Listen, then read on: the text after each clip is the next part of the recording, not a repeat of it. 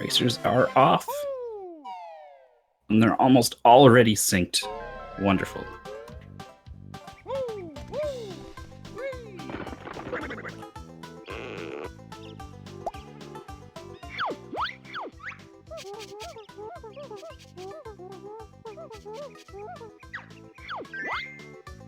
Both runners are in fact good enough to skip the tutorial.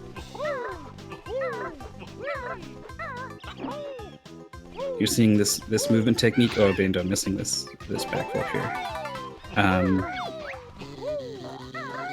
Rolling basically is a little faster than walking, and so the idea is to maximize your rolling, and that involves sort of canceling out of it with a flutter.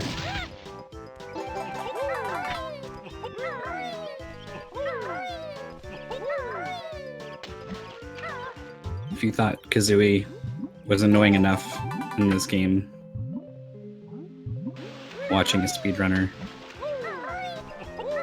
do their thing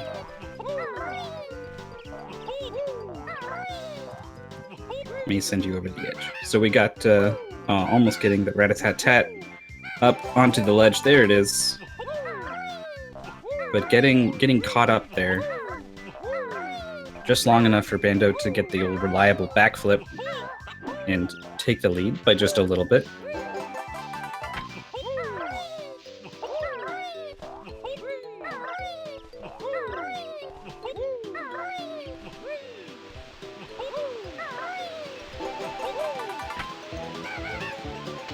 So with all 6 honeycombs acquired, they're going to be moving on to Grunty's lair proper. Oh, Bandow! Trying to cut the corner a little too much. Takes a dive into the drink. Flagrama gets the skip. It's possible to avoid talking to bottles there with a well-timed backflip and a flutter. Bandow just a little too short. Does end up talking to him there. Very minor time savings on the N64 version. Players on the XBLA version will really want to get that trick because you cannot skip text in that version of the game the way you can in this one.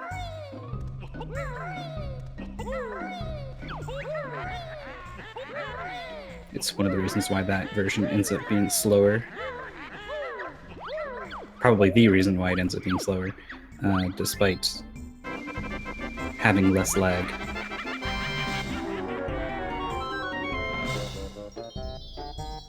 So already a couple of lead changes early on in Spiral Mountain here.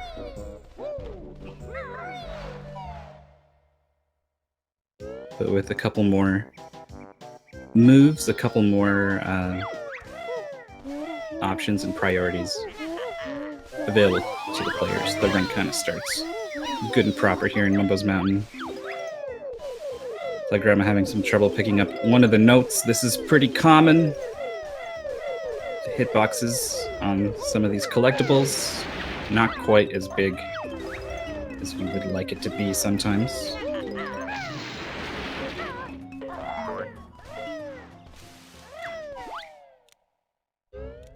Flagrama going into the termite mound, and by jumping on these slopes, I think particularly you need to be sliding down the slope, but maybe not.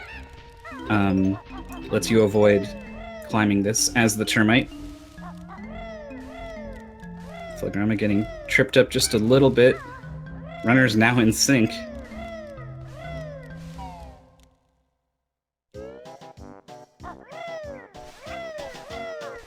Both players successfully skipping the termite. Well, not technically true. There is another termite required jiggy that they will have to get outside of Mumbo's Mountain. Required in quotation marks because they are going to skip it. Command for this one is just that, exclamation mark, BK. Flagrama having trouble picking up these notes. Every time the camera swings over, it's a bit jarring. And it's fairly common for runners to not adjust their angle properly in time and miss a note. I'm excited though. I think this was going to be close. I mean, it's really early on, and there's lots of ways to lose a lot of time later on in the run. But for now, this could be a good one. Flagrama having a bit of trouble getting Conga to shoot his oranges on top of these plates.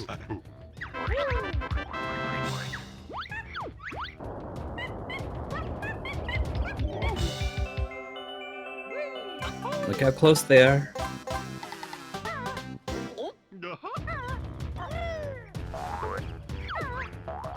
So here's the eggs. The egg spinning move, and Bottles gives you a whole 50 there.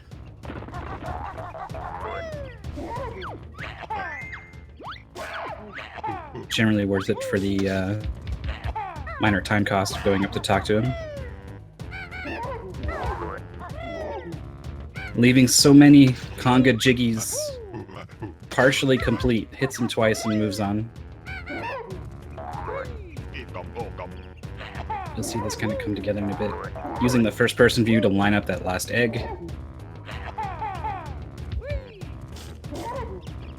Flagrama just goes for it and misses it, it looks like.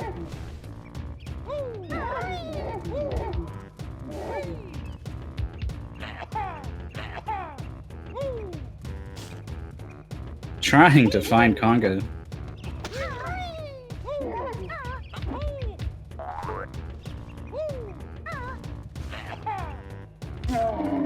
Eventually just goes up and hits him straight on. Meanwhile, Bando's already out of there. He's got his jiggies. He's hit the witch switch, which is a switch that, well, you'll see. Flagrama there puts the jiggy on top. Every stage has a witch switch that makes a jiggy obtainable in Grunty's lair. Though, sometimes if you're clever, you can obtain them without hitting the witch switch. You'll see that a couple times. Don't want to wake up Mumbo here, so you go around back and pick up those notes.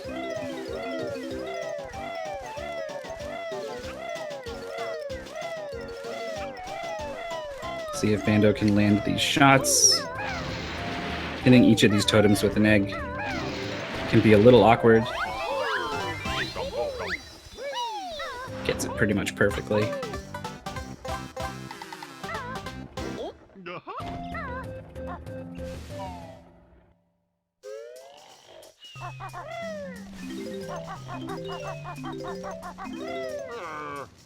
Oh, Flagrama does wake Mumbo.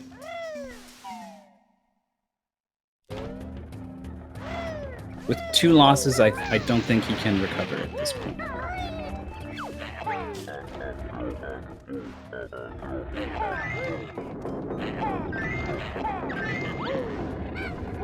I believe there are already 2 people with 2 wins in his group. And I think it's only a 4-person group. I just checked this before the race. Pretty sure. Bando finishing off the first level, all 10 jiggies, all 100 notes.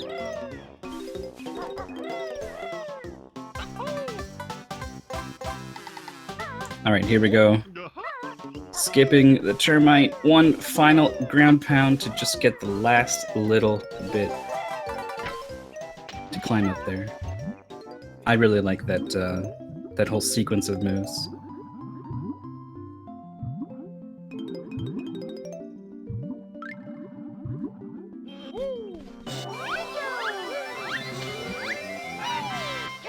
Flagrama managing to get the jiggy and then get into the water to skip the dance.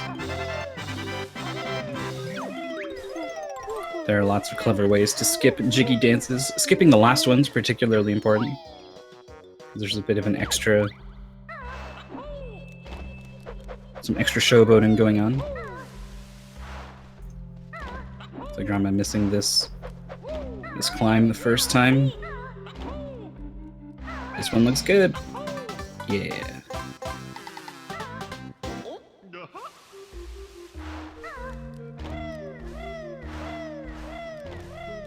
When I played this game, I didn't know that you could fill in all the puzzle pieces at once.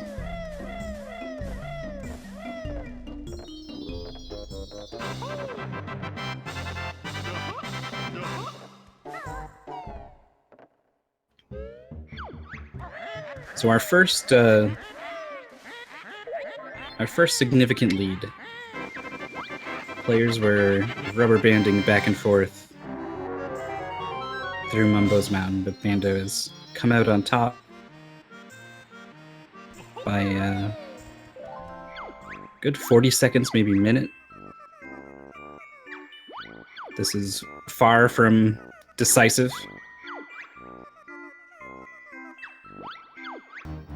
Lots of ways this can change.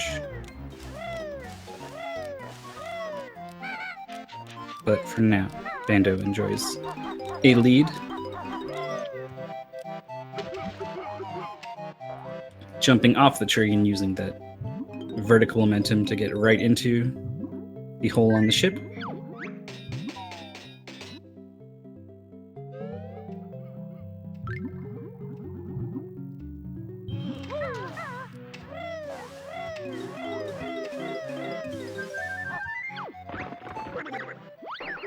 Here's where Bottles will teach you how to fly, and gives you a whole mess of feathers as a bonus.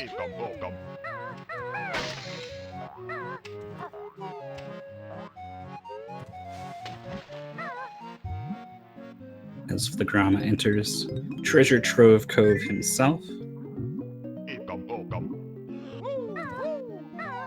Oh, he went for a faster but harder trick to get that blue Jinjo and didn't quite get it. Had to go back for it.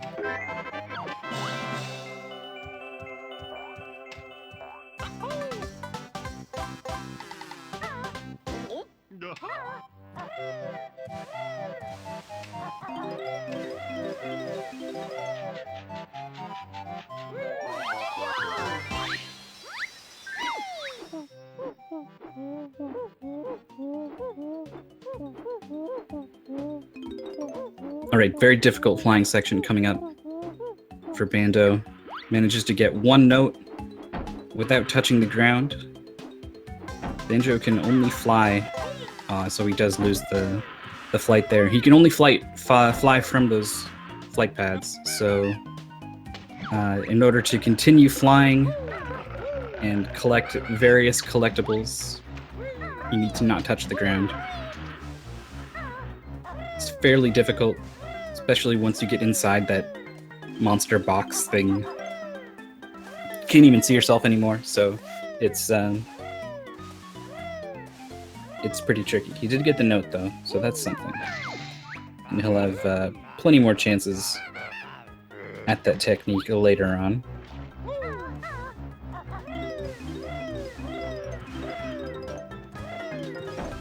Having a bit of trouble with the stairs. These stairs are very awkward. But navigated the first and third flights very well. Speaking of flight, flagrama does pick up the note. We'll see if he can get this jiggy. Oh. No. A little too low. You wouldn't have thought so, but the hitboxes being what they are.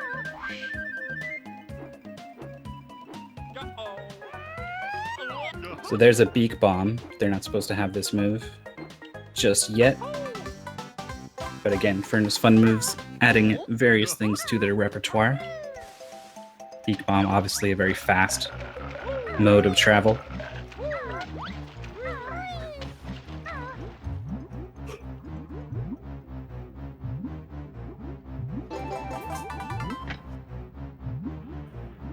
I thought Snackers here, the shark, was pretty terrifying. But he's generally pretty cooperative in the speedrun as long as you keep moving. That's generally what you tend to do in a speedrun. See if Bando is gonna go for Nipper Clip, but he's not. Possible to clip through Nipper there to save a bit of time.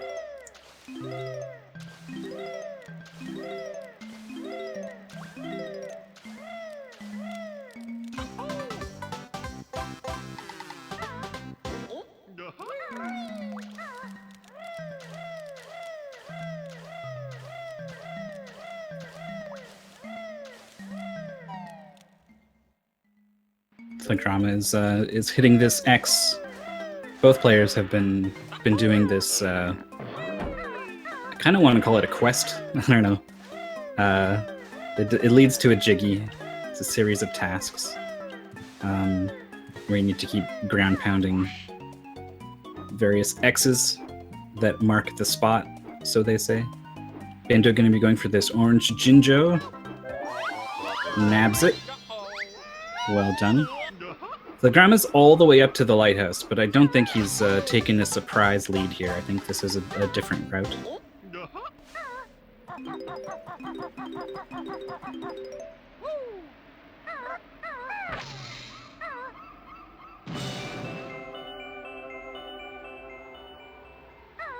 There's the witch switch for this level.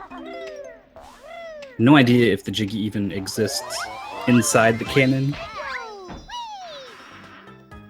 But I feel like if it did, runners would find a way to clip into there and grab it. Down to 2 honeycombs is Bandow. Yeah, here we go. Flagrama hasn't even done Nipper yet, so he's going to move on to that. Bandow jumps over a note. As long as he stays grounded on the way back, he's all good. Nice job staying on that tree, collecting those notes.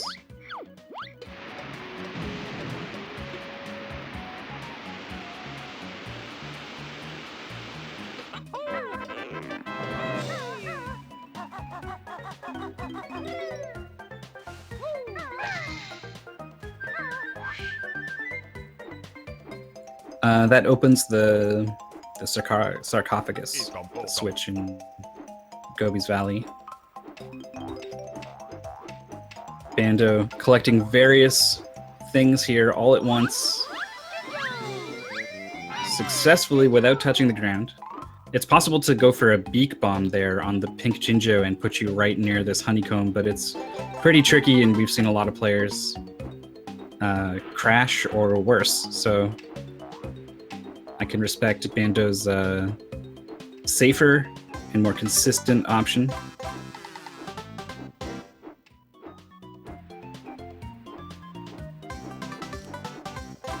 Great flight there from Bandow.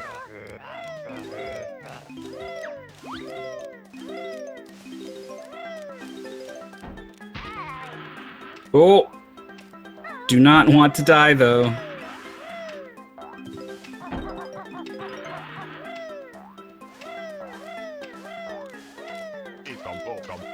Alright, just keep it together here for a little longer.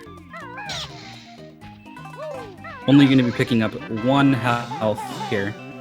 Intentionally getting low on health to set up a death warp. Flagrama going with some beak bombs during this flying section.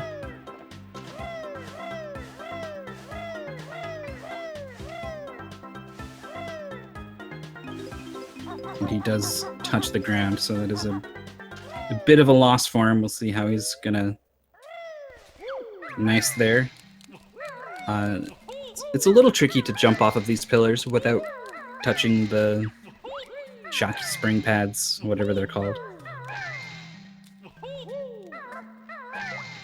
So nice backup there as Bandow heads into the sandcastle and is on his way through, sort of typing in Banjo-Kazooie, one of many, many puzzles in the game that have you spell out Banjo-Kazooie.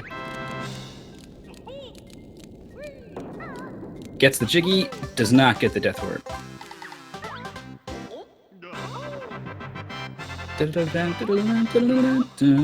And then bam, get out of here. Unfortunately, we do have to watch the dance. And lovely as it is, it does waste time. So we'll see if Flagrama can get that. that could be a little something to get him back in this.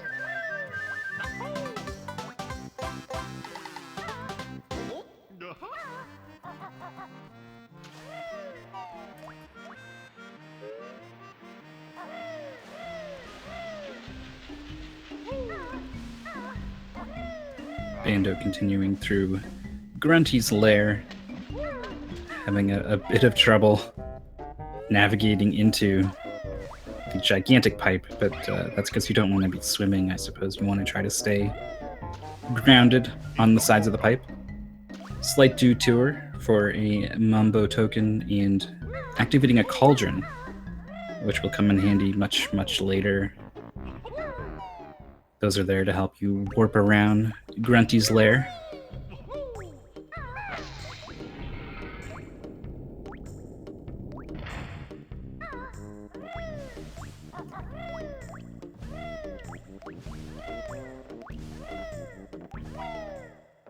And with Clanker's cavern open, Bando's going to go ahead and on in to this third level.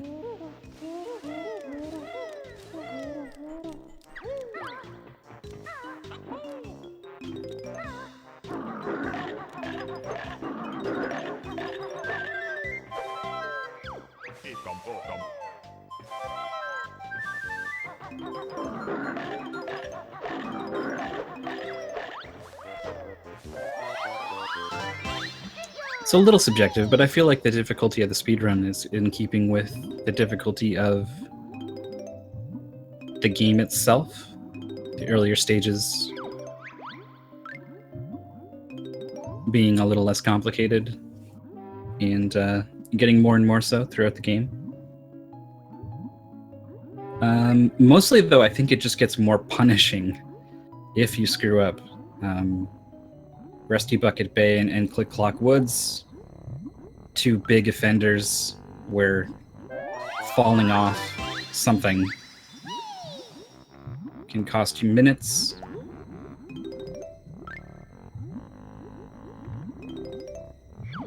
Hopefully we won't see any of that. Not so fortuitous timing from Gloop there. All movement in this part of the game is routed around having Gloop be in the right places at the right time. That's the fish spitting out air bubbles there.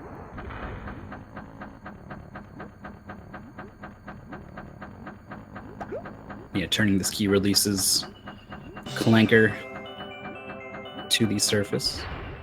Nets you a Jiggy. Now, he did miss one note here, so he had to go and get that, and we'll see if that improvisation doesn't cost him here. Give me the bubble! He's got it.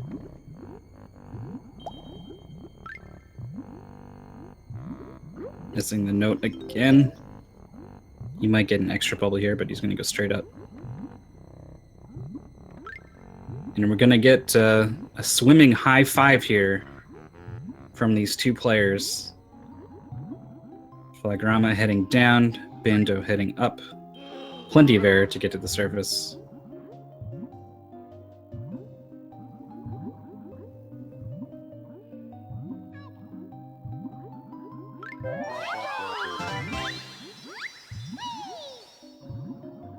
Detouring for the blue Chinjo there, and Flagrama wishing his camera would behave a little bit there, but does eventually get it under control. Heads for the key. Oh, Bando just missing this tooth.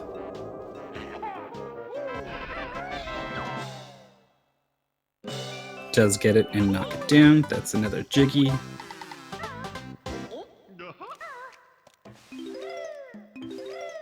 Ever since Mumbo Mountain, there's been a gap of a little over a minute between these two players. And it hasn't really moved since then. Both players having fairly comparable treasure trove coves and Clanker's caverns so far.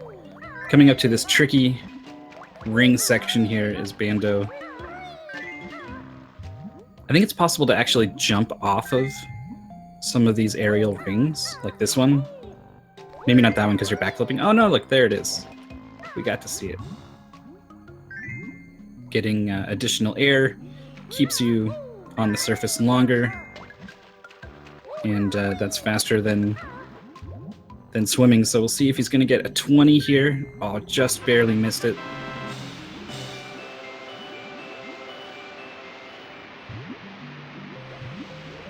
Flagrama getting the gold tooth open.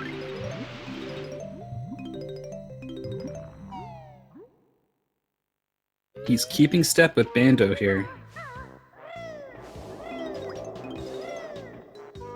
One slip up, and we could be back to an even race.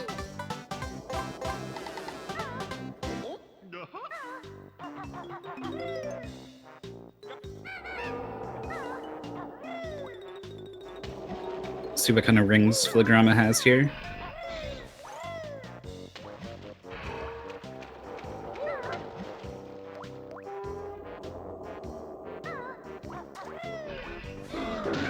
Doesn't quite get the jump.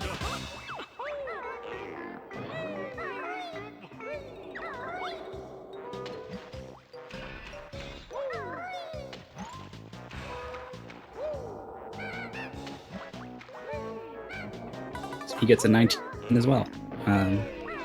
A later 19 than Bandow, if we're going to be picky, but like I said, these players keeping pace with each other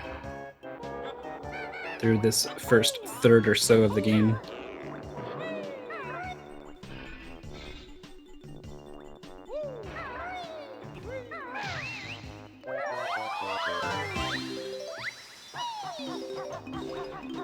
Moving down this slope to get the notes is pretty tricky.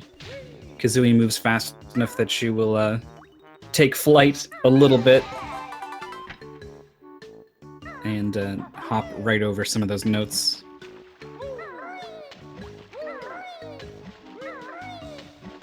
Oh, Flagrama misses the pipe. That's annoying. Also has to wait for this fin to come back up.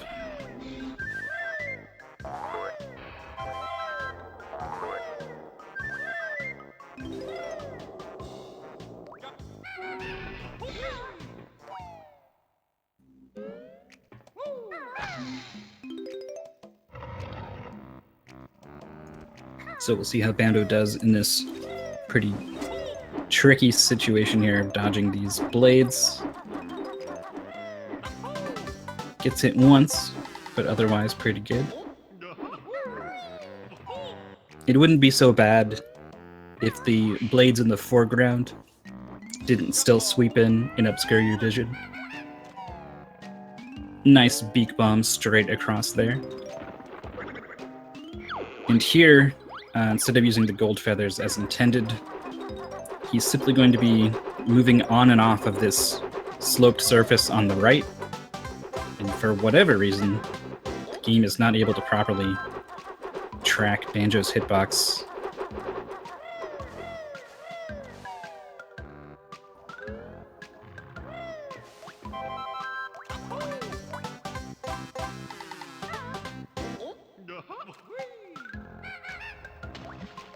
So 5 jiggies in hand for Bandow.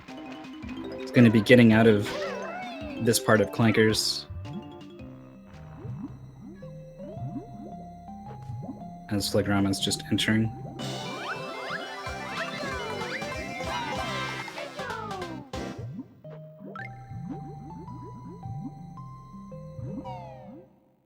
Picking out the pink Jinjo Jiggy. Collecting the Jinjo underwater, the last one anyway, means skipping another dance sequence.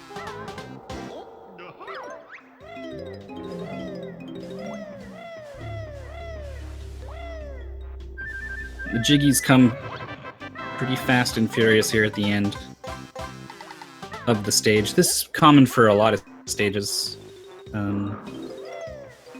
For one reason or another, it usually ends up being faster to sort of trigger a bunch of jiggies and then do another sweep and collect all of them. Sometimes you're coming in with a transformation,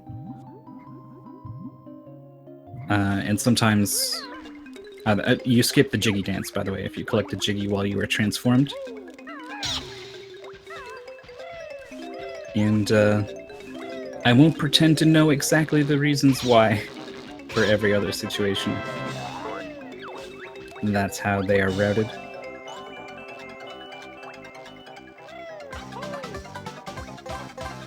Picking up the mutant crab jiggy here is Bandow.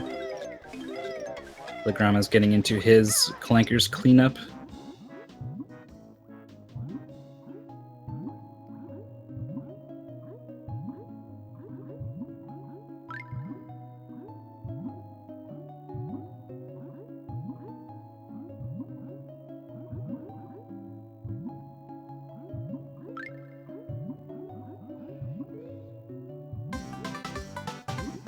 There's the 10th jiggy for Bandow.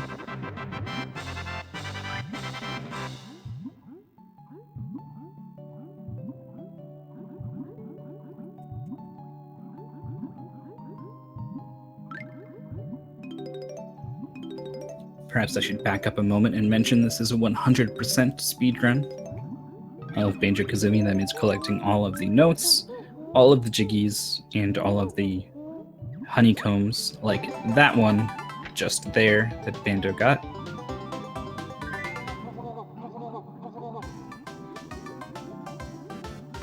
Gets the jiggy, followed by a very quick drowning death warp.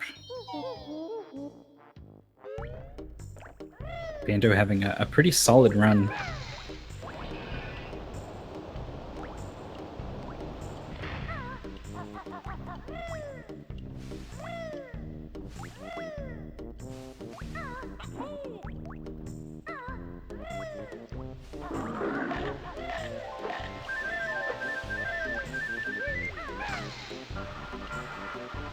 Tenth jiggy now for Flagrama.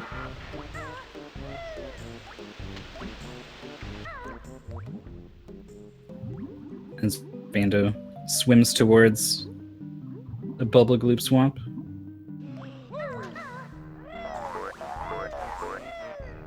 He's got to open it up first.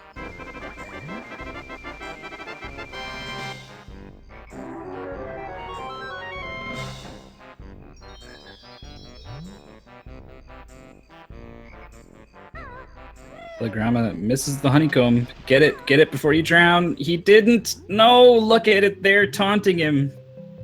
Oh no. He's gonna have to go back in for that one last pickup. That's a pretty hefty time loss.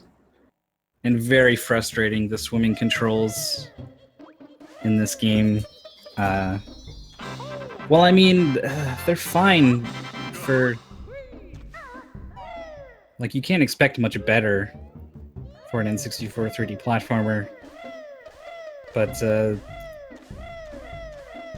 some of these precision moments, it can be hard to do what you need to do. So getting the honeycomb there, and now also in no position to death warp. Looks like he's just gonna head as far down as he can, maybe pick up some eggs, and eventually death warp out. I'm not sure if this is really faster than just heading back to the exit, but he definitely picks up some eggs and feathers this way.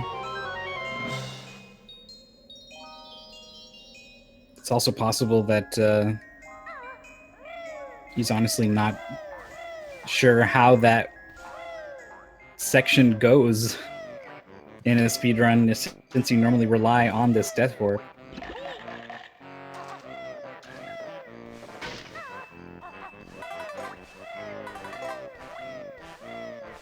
So he is eventually out of Clanker's Cavern as Bandow is just heading in to Bubble Gloop Swamp. This is our 4th level. The routing in this level is determined largely by this crocodile and all his friends here. They need to be fed one by one, and it doesn't really make sense to do one area that has a crocodile without doing the others before it. But there's a couple of other reasons for doing things in this way. So you can see they've already got the... I forget what these boots are called. But they're just wading boots, basically. They help Kazooie walk through treacherous surfaces, like the swamps of Bubble Gloop.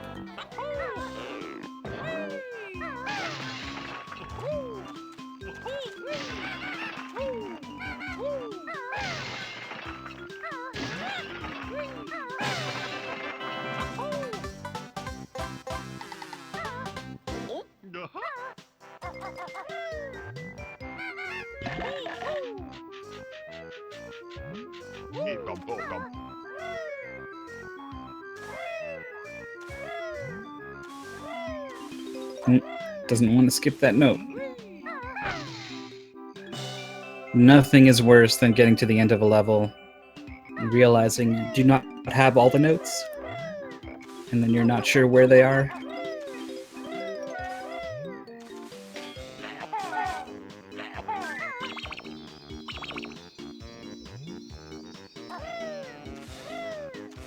Whoa! Bit of a scary moment there for Bandow.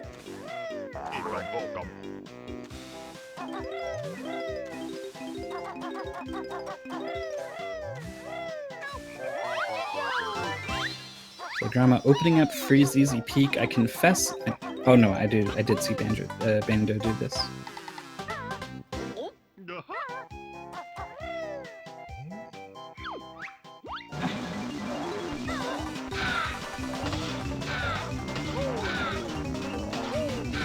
Into one of the rare combat earned jiggies. It's not often the game just gives you a bunch of enemies and says beat them up.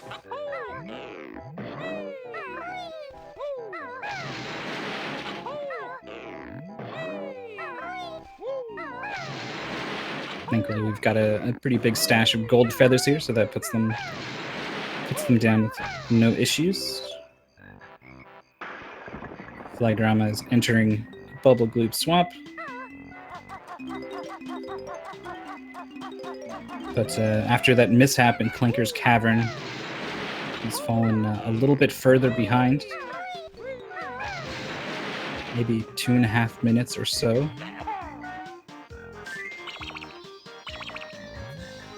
Again, not over. A fall in the engine room of Rusty Bucket Bay could pretty much even things up between these players.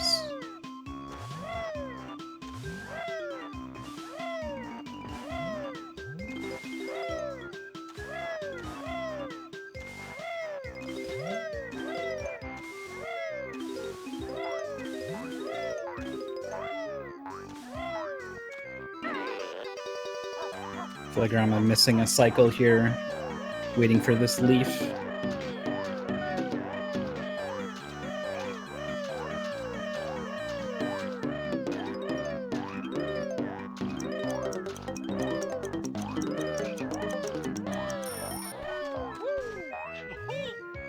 Bandow skipping the animation of the boots wearing off by getting right on top of, or getting onto the,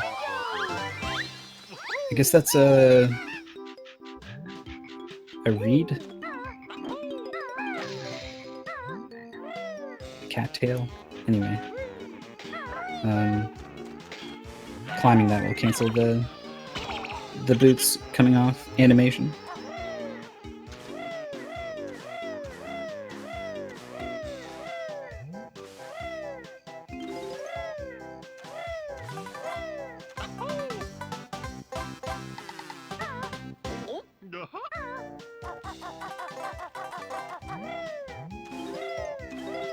Banjo now heading towards Tip Top.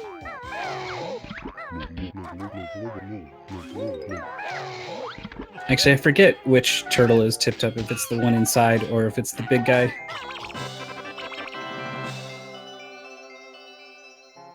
Does get the egg in on the croc.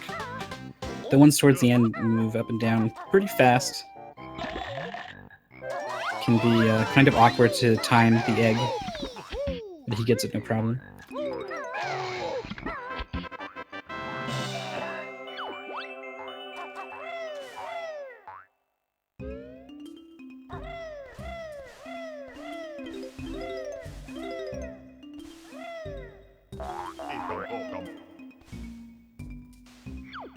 So I don't know how all runners feel about this part of the game, but I probably would find it pretty annoying.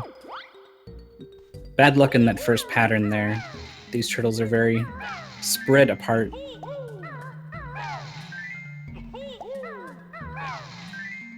Ideally, you have the shortest possible path through each one.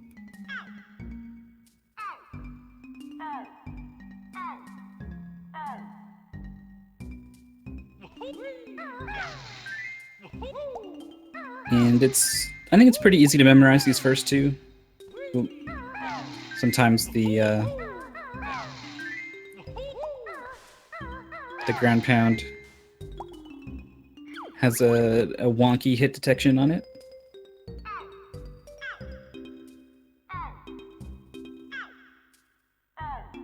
But this last section, I make mistakes if I try to just memorize it.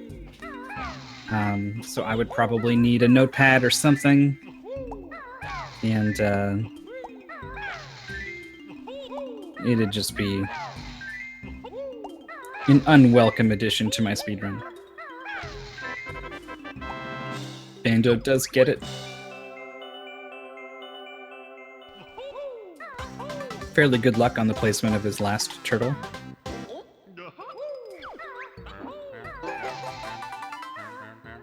And not forgetting to grab the honeycomb on his way out.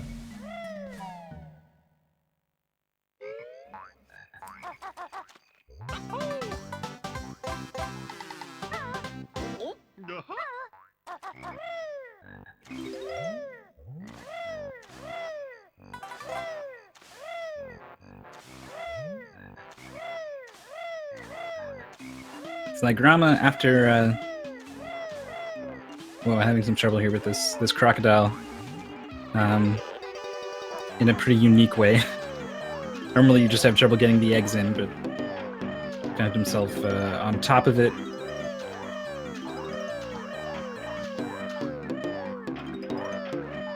But yeah, after some more trouble in Clanker's Cavern, Flagrama's fallen a little bit further behind. Things going pretty well for him in Bubble Gloop so far.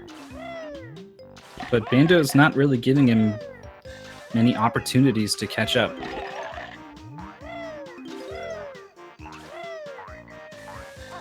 Though he does lose a bit of time getting his feet snacked on there in the maze.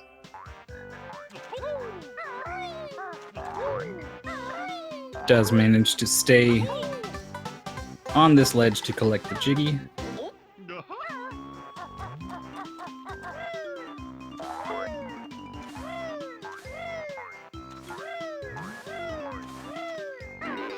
Wants those boots, does get them.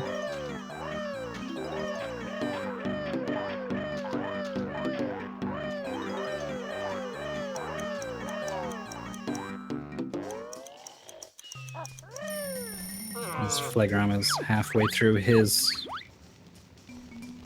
turtle pounding adventure.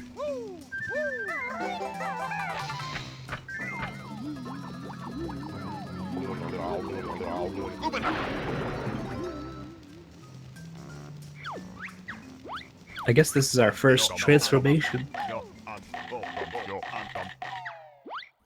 of the run. It is an adorable little crocodile.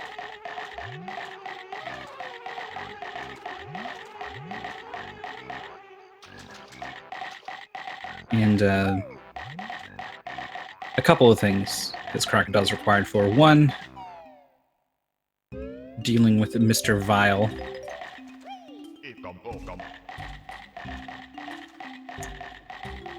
We've seen Vile trip up at least one player so far in the tournament.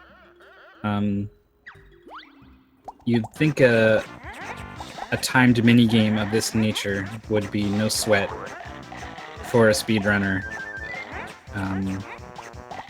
But the truth is, if you sleep on Vile, he can punish you pretty good. And a mistake is a whole minute lost doing a round of the minigame again.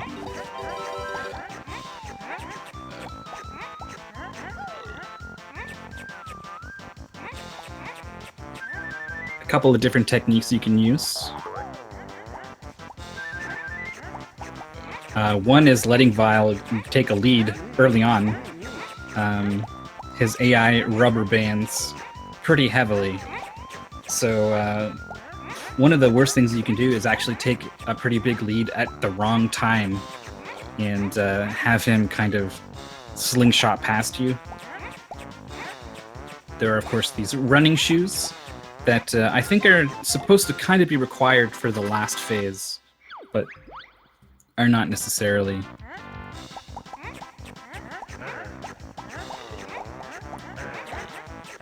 You can follow Vile around and eat whatever he's about to eat. You can kind of jump in front of him and eat it, the thing he's about to eat in midair, which looks pretty weird, but ends up being pretty effective. You can get a little bit of a glimpse there at how slow Vile is when you're a couple behind.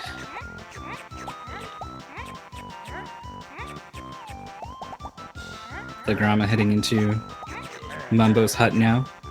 Also had no problems getting the Jiggy on the ledge.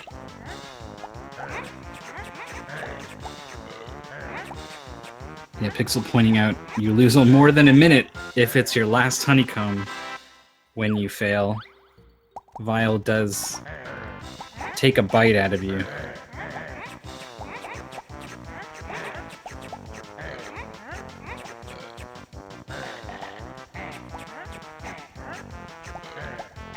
So this is the one that is trouble. It switches from red to yellow on the every 10 seconds, basically. Every time the ones digit is a 1, you'll see it switch. So speedrunners unlikely to get caught off guard by that. He's got a gigantic lead over Vile here. I don't think Vile can do anything to catch up from this.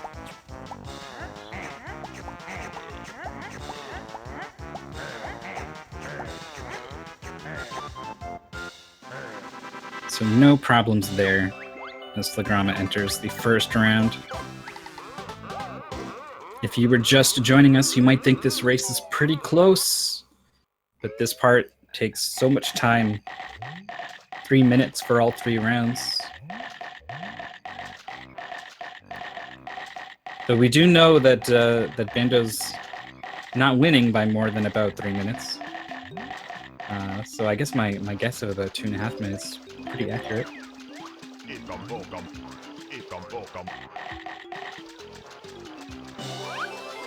Some of the other things this alligator used for collecting these notes here. I'm not sure if Kazooie can actually get under there if she has the boots. But the crocodile also skipping the jiggy dance. Makes sense to leave as many jiggies around as possible for him to pick up. And there's the death warp. Oh, but he's so cute. I can't believe you would punish him so. But he takes it like a champ.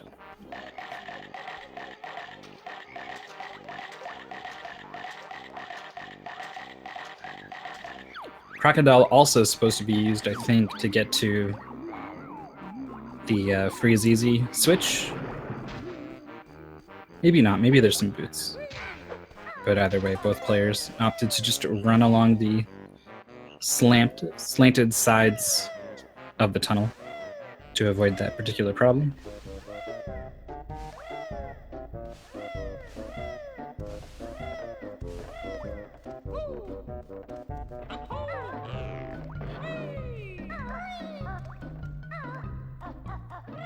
Bandow doing a nice job of getting on top of the Grunty statue. This is the Bubble Gloop Witch Switch Grunty's Lair Jiggy.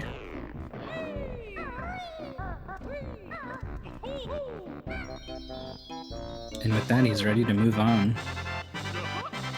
The next level in the intended order of things is Freezeezy Peak.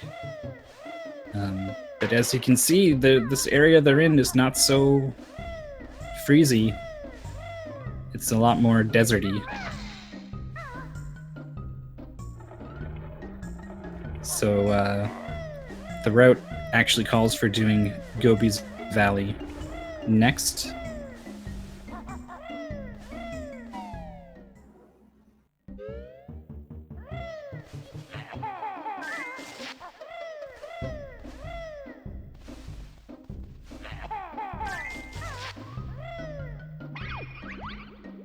Waking up another cauldron. I think 2 pairs you activate in this run. Because our players are being diligent and collecting 100% of the items, they've already got what they need to open up this other note door and unlock Gobi's Valley. Flagrama successfully has dealt with Vile, has collected his 10th Jiggy, and here's notes 96 through 100, ready to take a Death Warp. And try to catch Bandow. He's been trailing ever since Mumbo's Mountain.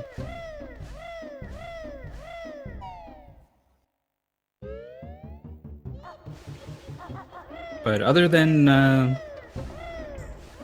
early Death Warp in Clanker's Cavern, he's been playing pretty solid, especially compared to Bandow. 2 of these players are doing a great job at staying perfectly spaced apart. Whoops! Bandow grabbing the tree there, canceling his running shoes.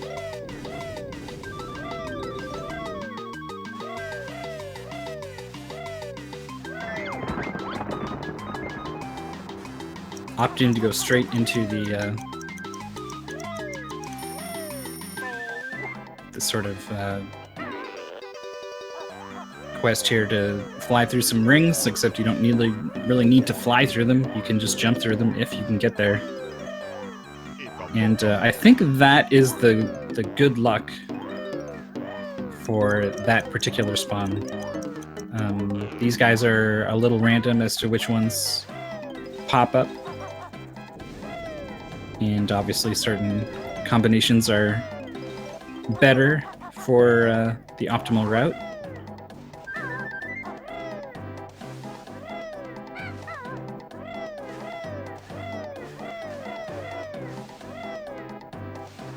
Is going to be opening up the Sphinx here the good old-fashioned way.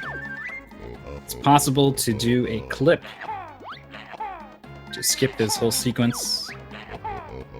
Hitbox on that left nostril is pretty big, but not that big. Does eventually get it.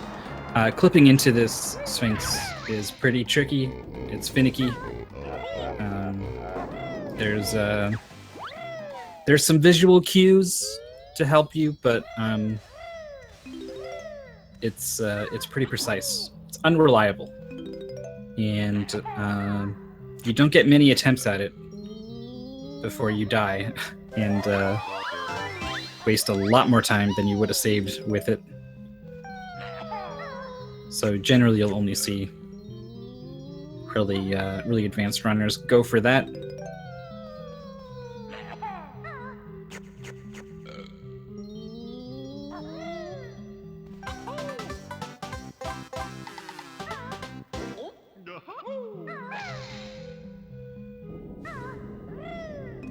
using a, I think that's a beak buster, the ground pound. Because a beak bomb is the dive. Beak barge, I think, is the ground attack. Either way, using it and then sort of recoiling off of it, off a ledge, you prevent yourself from taking fall damage.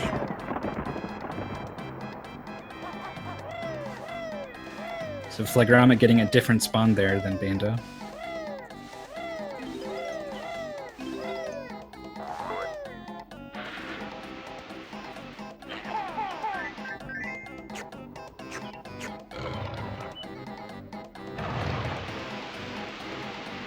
Nice egg placement there from Bandow. Feeding this Sphinx thing.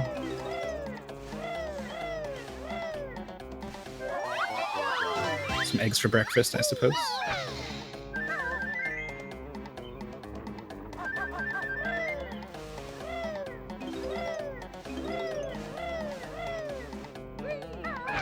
Flagrama skipping that Mobo token.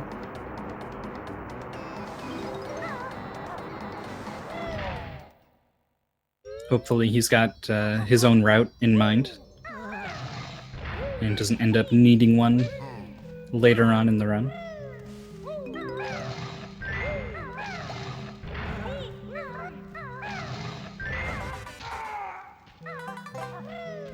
Bandow using his gold feathers to take care of that annoying mummy as Flagrama tries to snipe some of these Sphinx heads.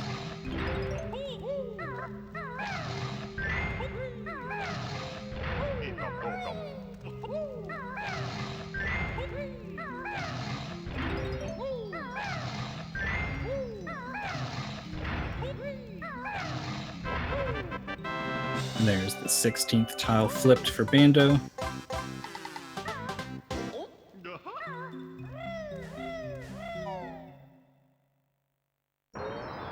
A lot of little isolated pyramids and sphinxes and tombs in this level that all have their own little mini game for a Jiggy.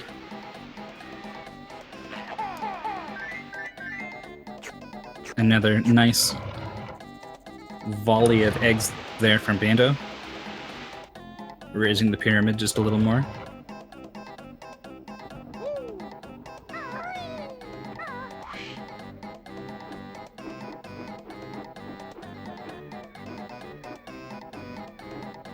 He's going to be taking to the skies. We'll see if he can get through these rings cleanly.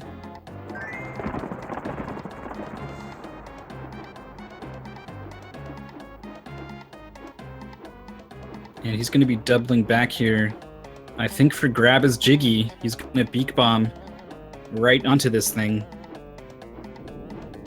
I think? No, he's just going to fly. No, there it is. Yeah, the beak bomb. And I don't think he got it. So that is unfortunate. He is going to have to go on a sort of backup route here.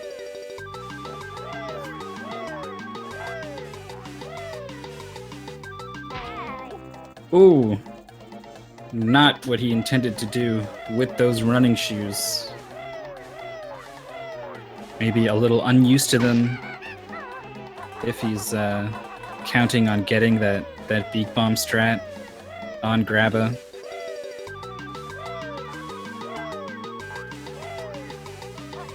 Running down this slope here, it's really steep. And Kazooie will take off. Really gain some air, especially with the running shoes on, when you run down steep slopes like that.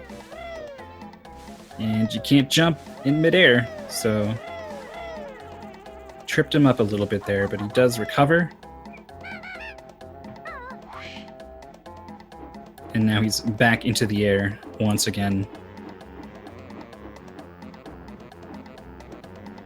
Coming in at an angle on this target, so he wants to make sure he's lined up, and he is.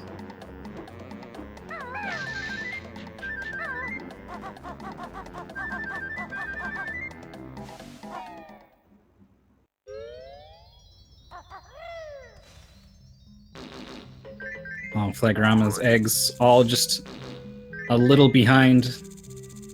You really got to lead your shots on these guys.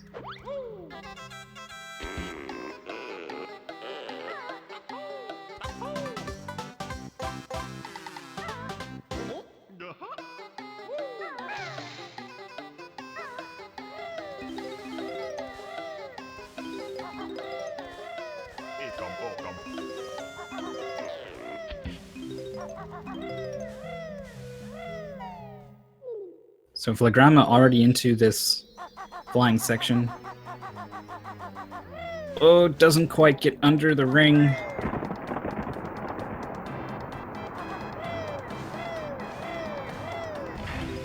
Opportunity here to make up some ground. He is going to be beak bombing over to Grava. Coming in at a shallower angle. He does get it. Pretty big time savings there.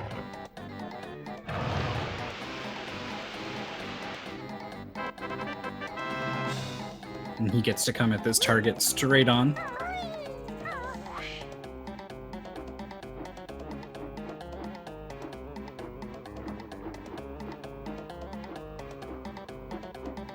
See if Bandow can get this honeycomb cleanly, and he does. Heading over to pay Gobi a visit. Is he going to get this Jiggy? No, he is not. He's going to get punted away by Gobi. He wants it. He doesn't get it. He does have to land.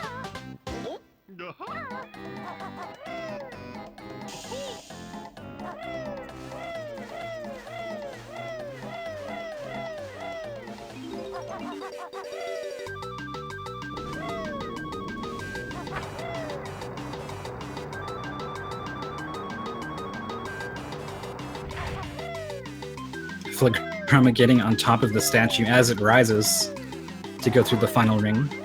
Nice job. Bandow in this pretty tricky climb up this, I guess it's pyramid. Oh, he misses a note. That means he's not going to get in there in time, or is he? Man, that zero hangs there for a long time. Does get in there. Nice job from him.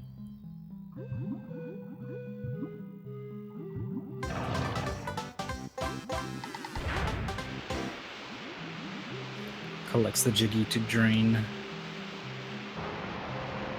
this drowned pyramid. I don't know what it is, but some much needed water here in Gobi's Valley.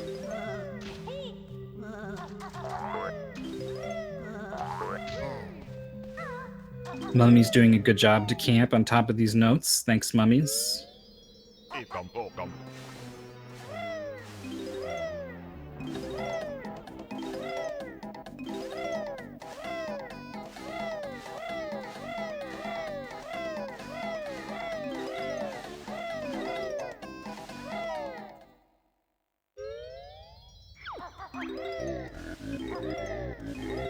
So Flagrama's made up a lot of ground in this level. I think there's maybe a thing or two that Bandow's done that he hasn't, like the honeycomb in the honeycomb cactus thing. Oh, he falls mid-maze here. Gonna have to navigate at least a bit of this the old-fashioned way.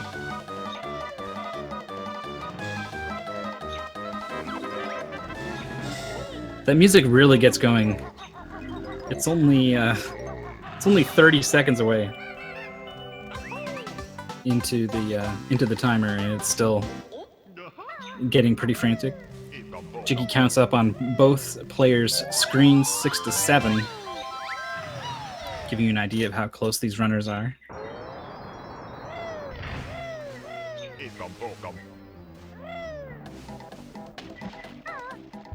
Nice dive there from Bandow.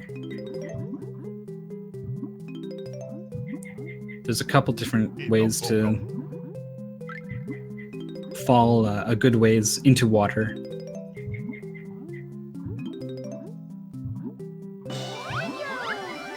There's the final Jinjo.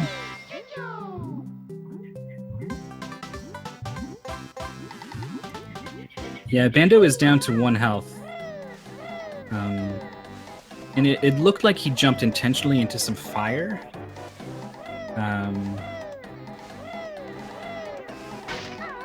So I was pretty sure it was an intentional death warp he was setting up. But here he is back at the start of the level, picking up 3 honeycombs.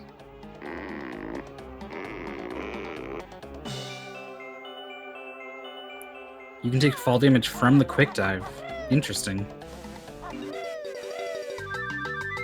So a pretty risky maneuver there Banjo took. There's his 9th Jiggy.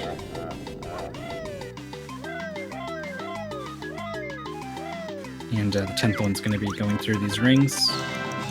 That's the last one, as both players have been collecting rings as they go.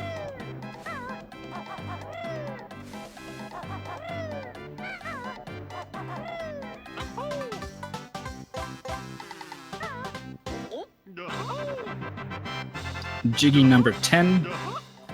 Full Jiggy dance played out. Enjoy it. You don't get to see too much of it.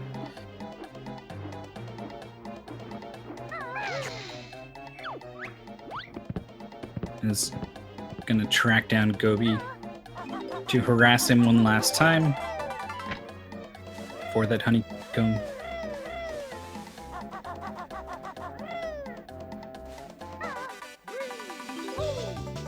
Rather than waste time with the wading boots, he's gonna put his gold feathers to use to collect these notes.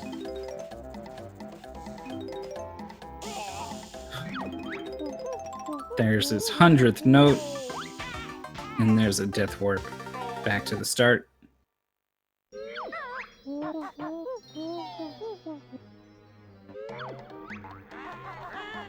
Flagrama's got all 10 of his Jiggies. Didn't quite catch it, but I think he collected the 10th Jiggy airborne. I was wondering about that when I saw the flight pad next to it on Bandow's screen. Oh, does not quite get the honeycomb, but second time through does get it.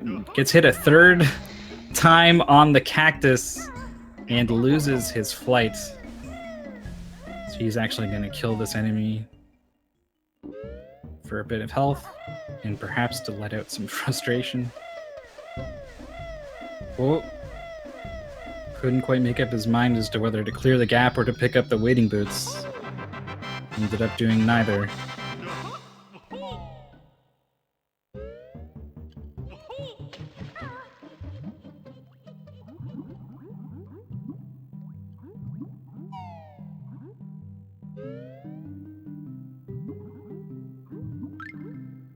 So Bandow is the first out of Gobi's Valley. He had a pretty big lead going in, and due to some mistakes, that lead has shrunk a little bit. It was going to shrink by a lot until Flagrama messed up his the very end of Gobi's Valley. He's going to want those notes.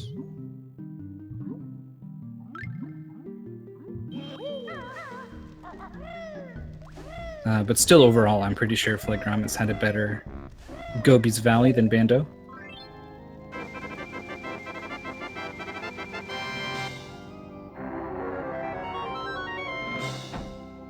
Waiting just a little bit there to pull out those gold feathers, making me nervous, but he knows.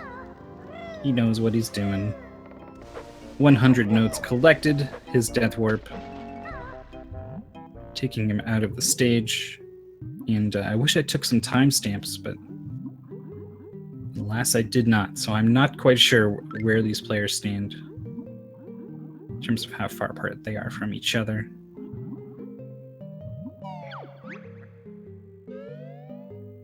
Just rolling into this Jiggy here is enough to collect it.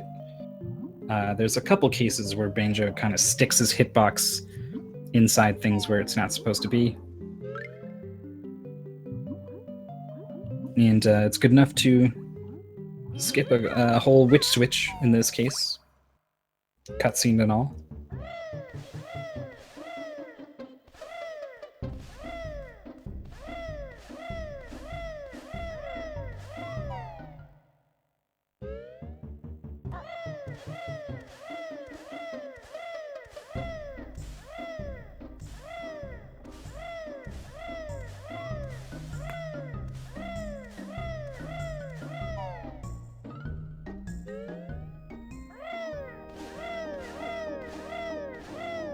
Bandow making his way to Mad Monster Mansion.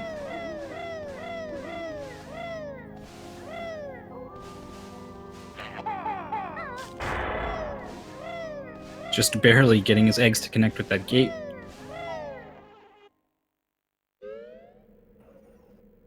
So he's in at 111.25.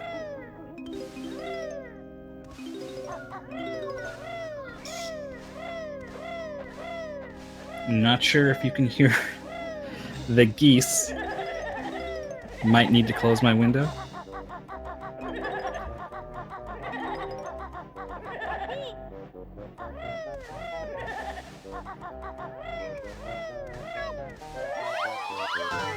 Flagrama now just opening up Mad Monster Mansion.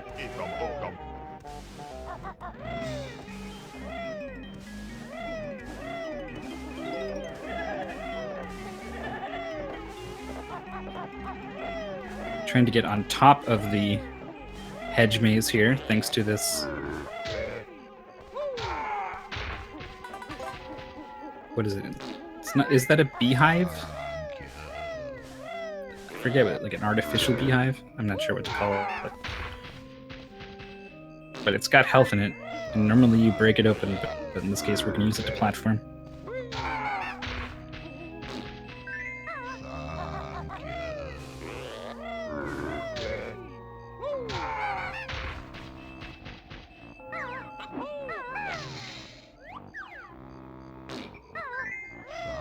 Pretty sure Bandow did not mean to adjust the camera and do a backflip next to that pot. But that's what happened. Ooh, over jumps that, I think? No.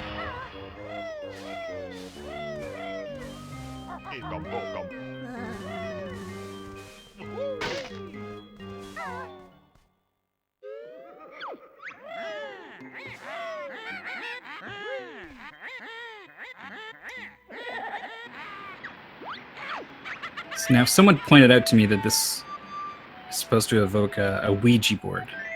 So that's what I'm going to call it. Getting sideswiped by this annoying goblin enemy. Ghost goblin.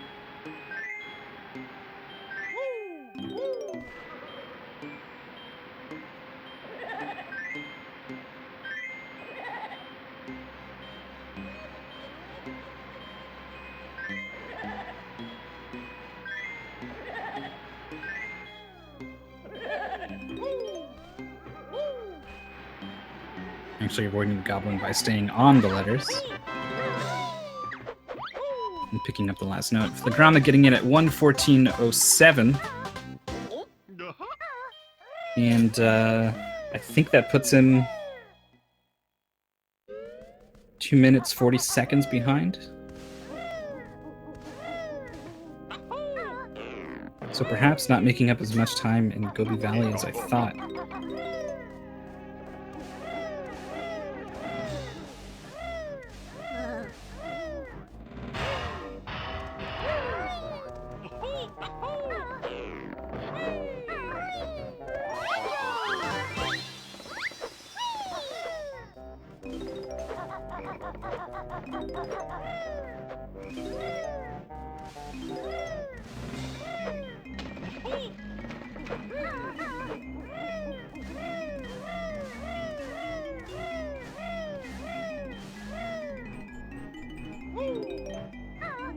Both players in pretty similar spots here.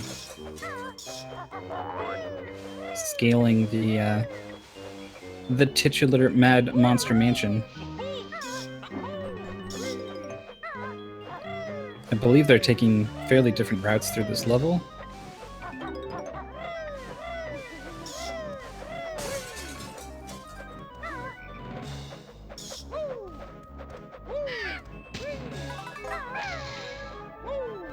Banjo having trouble getting in.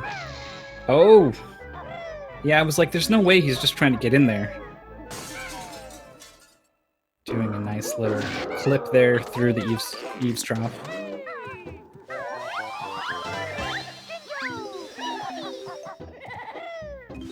And showing me what I know. That's for sure.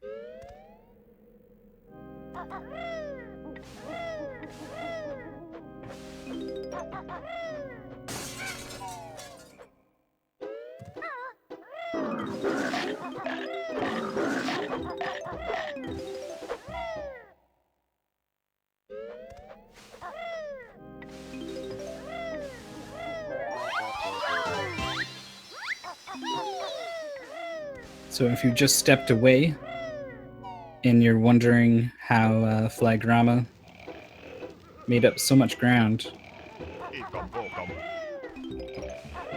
he took a different route through this level.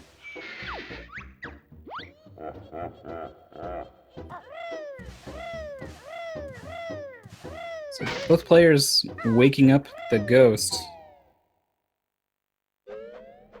And when one of them did it, I was prepared to call it a mistake, but when both of them did it, I'm wondering now if it's part of some intended strategy.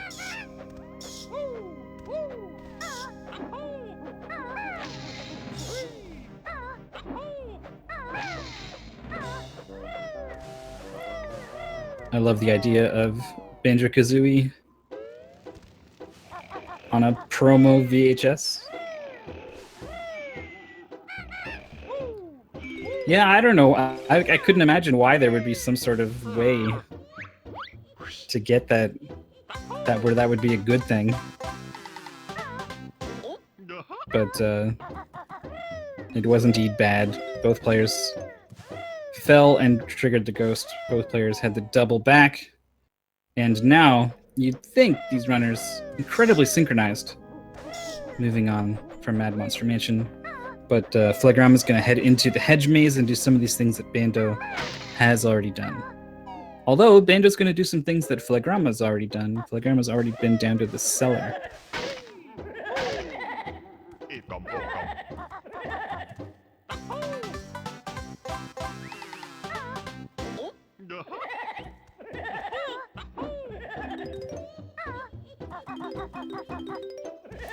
Flagrama's last Jinjo is going to be this blue one that is all alone on the... I mean, I guess they're all alone, but he's up high on a pole of sorts.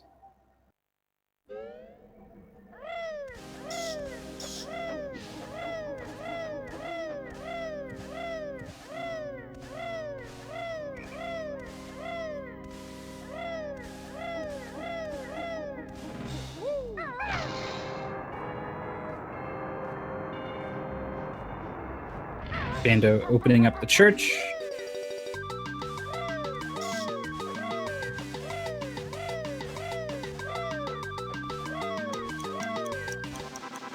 Taking it in with 4 whole seconds to spare.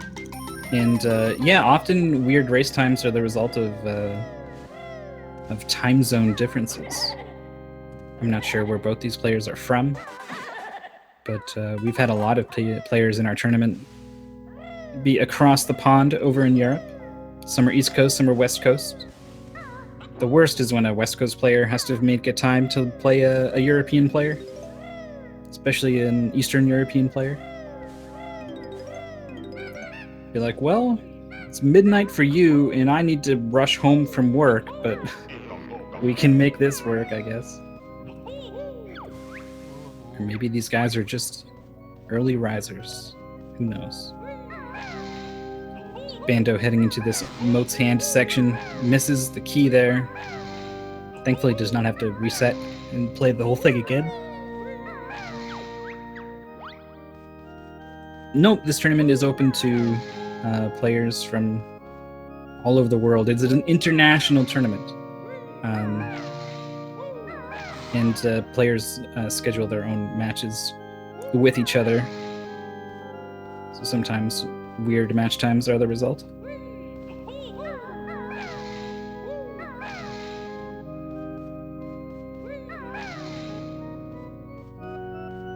Bandow's had a bit of trouble with this mote's hand section.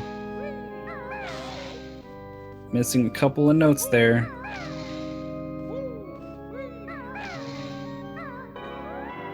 Does get it eventually, though he's down quite a bit of honeycombs.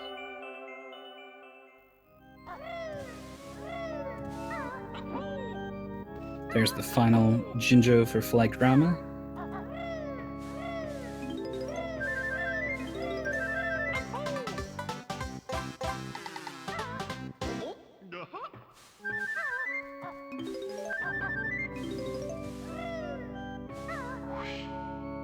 Bandow now flying up to the rafters up here. Witch switch as flagrama's racing his way to the very same church Bandow is in.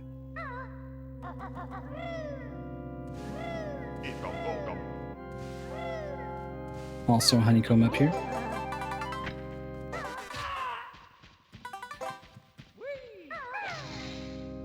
The beak bomb, or the beak buster, I think.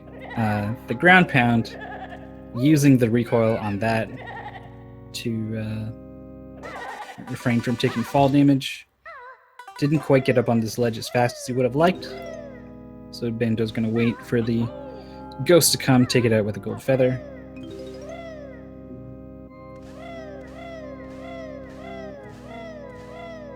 As flagrama heads into this mote's hand section.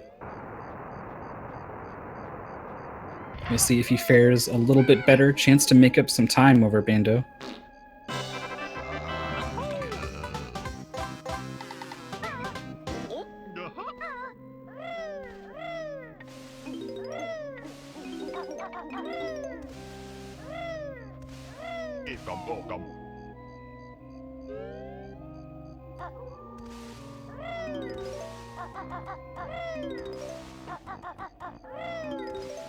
Being very careful to collect these notes up in the clock tower is Bandow.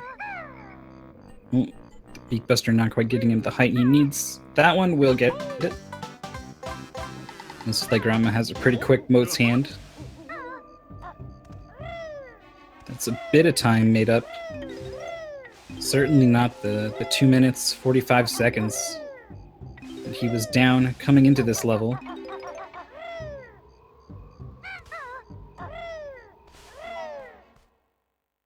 But some of the scariest stages, some of the biggest opportunities to gain or lose time are coming up. Ooh, nice jiggy grab from flagrama on his way up to the rafters. Oh no, a failed transformation. Thanks, Mumbo. There we go. Now we're a pumpkin.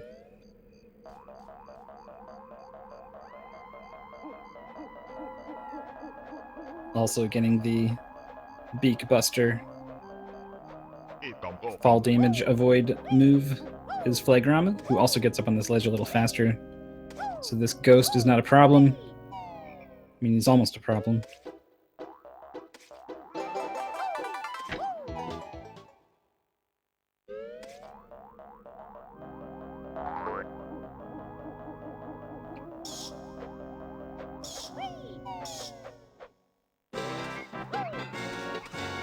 Having a bit of trouble with the final flower pot, but does get it. It's going to ignore the jiggy for now and head up onto the roof for these notes, and also the jiggy at the top of the spire. Bandow using his fresh new pumpkin transformation to go to the not so fresh toilet. Pick up the jiggy there. Pretty sure he wanted to go in that hole and fall down onto that eaves trough. So now he's got to go boing, boing, boing his way back up the mansion. A pretty small mistake leading to a pretty major time loss.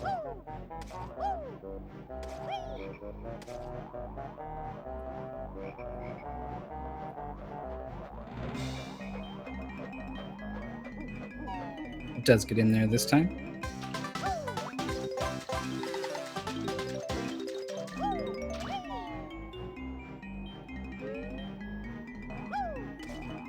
We'll see if Mumbo's going to play favorites. Yep, he prefers... Well, I mean, I don't know. Turning someone into a T-Rex is pretty darn cool, but in terms of going fast, Mumbo's doing all he can to get Flagrama caught back up.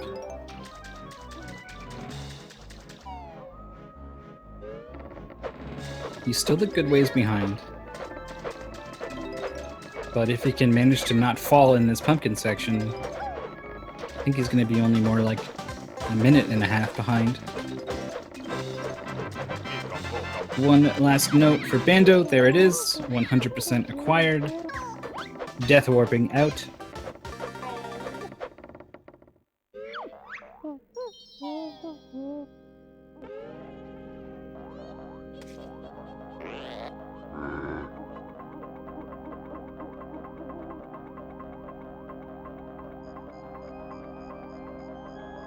Never really put it together, even though the players have already done it once, but dying as a pumpkin puts you back at the entrance as a pumpkin. So you're able to leave and do some of these things outside the level that are transformation required.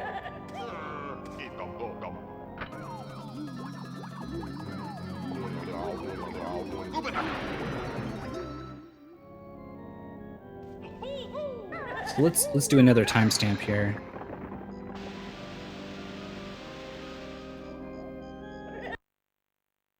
Ooh.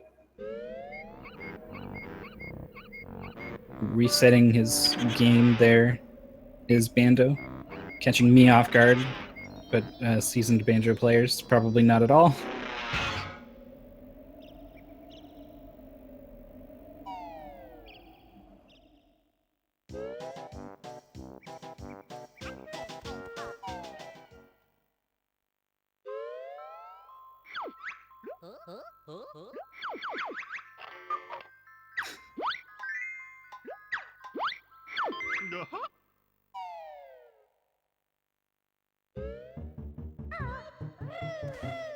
And here he is back at the start of Gruntilda's lair. As Flagrama death warps out. It was about a 127.26, I think, at the time of the reset.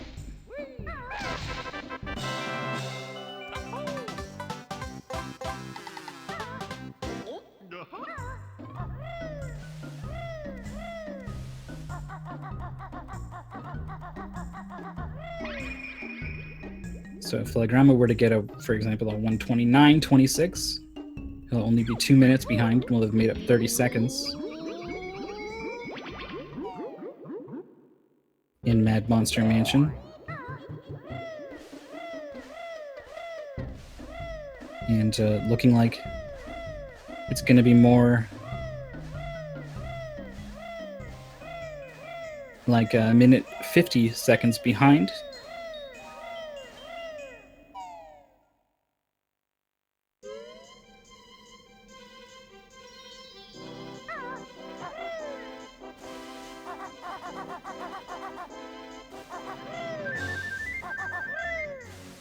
So Bando is first into Free ZZ Peak. He's not even going to try to pick up these notes on the way down. The way Kazooie has trouble sticking to the floor makes it pretty tricky to pick them up. Doing this little trick with the twinklies here. If the camera's not looking at these twinkly munchers, then it's as if they do not exist. The twinklies are free to go to the Christmas tree, completely unharassed and whole. So all you do is kind of wait for the timer to give you a nice cue, and when you're okay to turn around.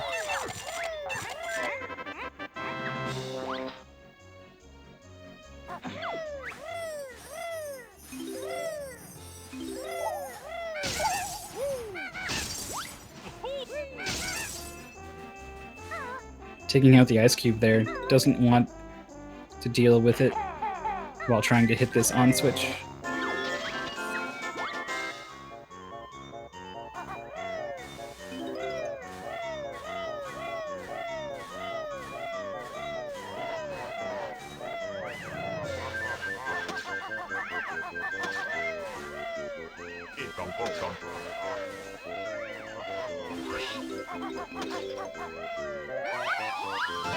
Nice rat-a-tat to pick up the pink Jinjo. And now he's got 35 seconds to fly through this star. A couple times.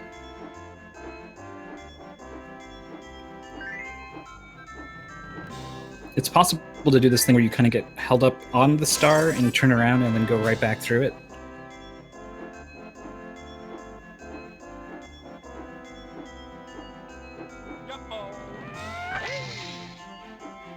This is the first level where the beak bomb is. You're expected to have it. You learn it in this level. So there's a couple places here where they want you to put it to use, hitting these buttons on the snowman. They don't intend for you to collect this Jiggy with it. But it looks like Bando is just going to go for a ground pound instead.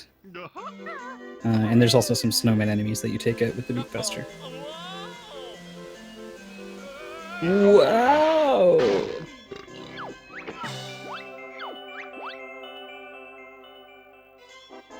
A fortuitous crash landing on top of Boggy, netting yet another Jiggy. Flagrama only down to 4 eggs there, so taking care to line up his shot on the on switch.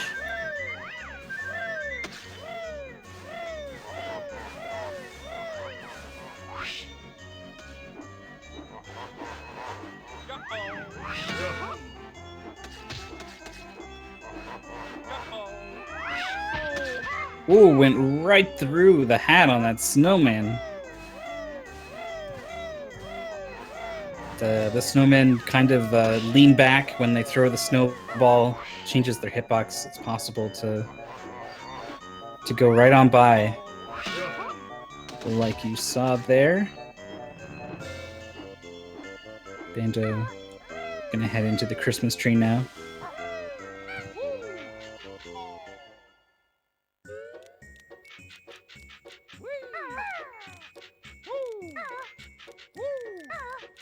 Flagrama seems to be a little better at flying than Banjo. He's done better on all of the flight sections, in my amateur opinion.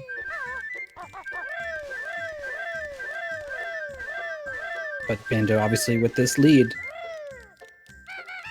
is more than making up for it in the other parts of the game.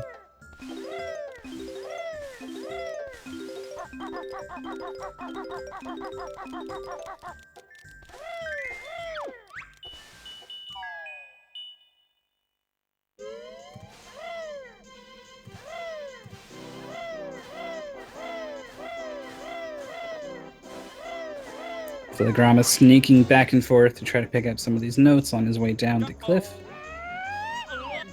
Bando going for a long distance beak bomb there, I think just to sort of close the distance between him and the snowman. Oh, didn't quite turn around far enough to land that hit there. Perhaps getting a little too close with that beak bomb. Or maybe he was just trying to go for a long distance snipe. A 1 minute 40-second difference now at Boggy, which maybe means he made up 10 seconds, maybe means my addition was wrong back at the water switch. Maybe a bit of column A, maybe a bit of column B. Either way, we do know that he is now 1 minute and 40 seconds behind. Give or take. Rebounding off the snowman, and once again finding himself grounded. Bando has to get onto this pretty tricky flight pad.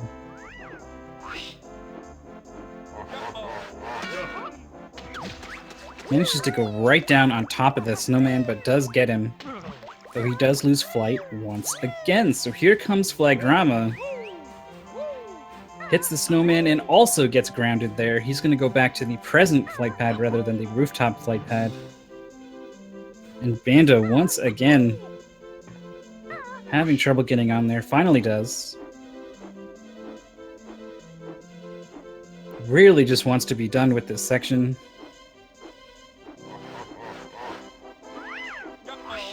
Waiting for the snowball. Doesn't want to get caught beak bombing past a moving snowman. Flagrama's going to go high on this one. Yeah, the aiming didn't look great there, but he is at least still a flight.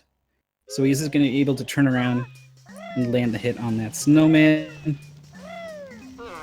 And if he can get this one, he'll only be about 30 seconds behind Bando. Immediately flies upwards, has too much height, has to go away and make another pass. Doesn't have too much room though.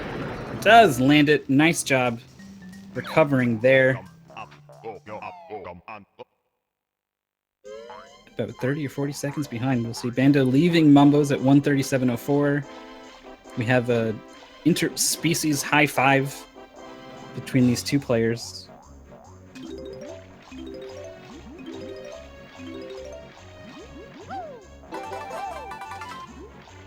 Now, I called this a seal earlier, and someone chewed me out, so I'm pretty sure it is a walrus. I think the tusks are what does it. Among other, I'm sure, a variety of small differences. Either way. Biology expert. I am not.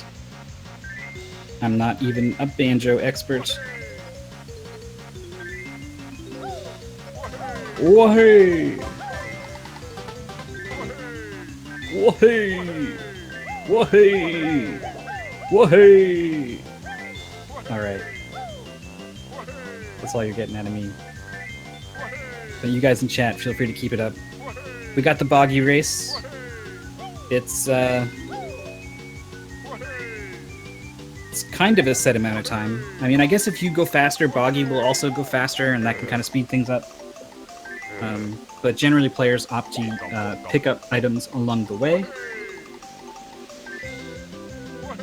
rather than force Boggy to go as fast as possible. Whoop! Had the double back for that gate. Should still have plenty of time to get in front. Banjo's gonna go for these notes. He missed it. He has to go back. Can you get in front of Boggy? Boggy slows down a lot at this end. Yeah, he is gonna be able to get in front of him.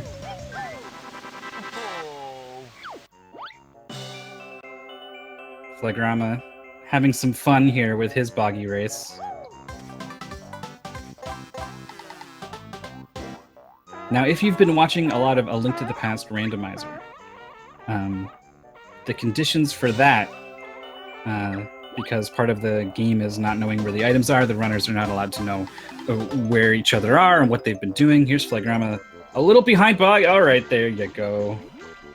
Cutting it even closer than Bando. But does get in front of him.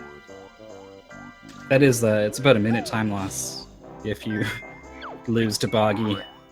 It has happened in a race. But yes, unlike A Link to the Past, these players are totally free to keep tabs on their opponent. See where they are, what they're doing. And that can inform some of your decisions. If you feel like if you know you're behind and you want to try to take some risks to try to catch up, that's totally something you can do. So it's possible that these players are aware of how close they are. It's also possible that they're not looking at their opponent. They're just focusing on their own run. And there's merits to that too.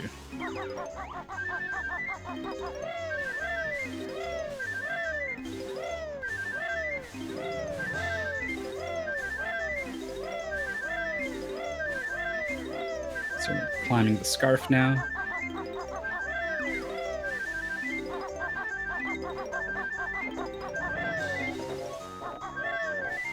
mostly for the notes, but the feathers aren't bad to have along the way.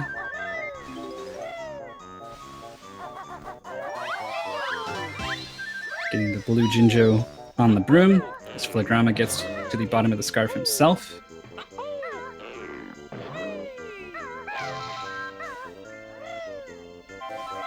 I guess the snowman, you know when you wake up and you get like, there's like a crusty bit of something in like the corner of your eye? Snowman's got a bit of that going on, but Bandow helped him out. Grabbed those gold feathers for him. Nice guy, Banjo. Into an epic duel with the ice cube that ends with him stealing the Jiggy.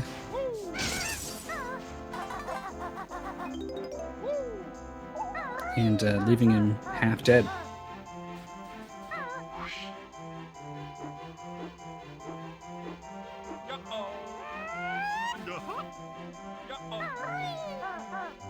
Flagrama missing that same note that Bandow did. Something deceptive about that one note.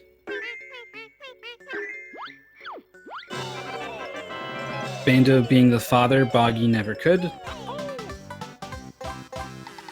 Making Christmas everything it is. Presents. And putting up with family. Thanks, Banjo.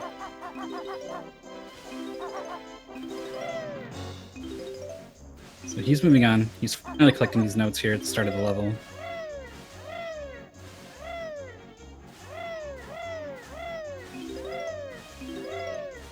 Just a bit more cleanup.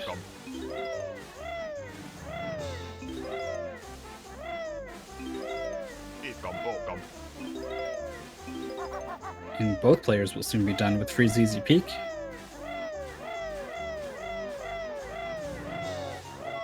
But of course, we can't leave without one last time saying hello to our fuzzy friend.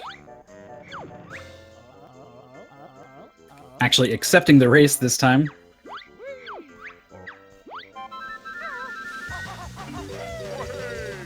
Whoa-hey! I don't know, that was maybe closer to a Bill Clinton than a Boggy, but they're off. Second Boggy race, a little harder than the first one. You're probably not going to be as cheeky, detouring to collect items and whatnot. Margin for error is a little more slim. Getting his 99th note there on the house. Getting his 4th Jinjo.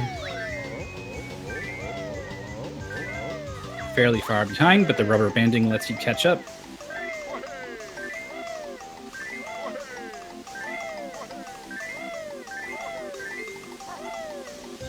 What does he do here? Does get the 100th note. Gotta stay ahead of Boggy. Oh, cutting it close, but does. Flagrama picking up, he's really far behind here. The rubber banding is going to let him catch up just in time to do this final push. I don't think he's going to detour for any. He does get that one note. He goes for both. He's in front of Boggy, and he's got it.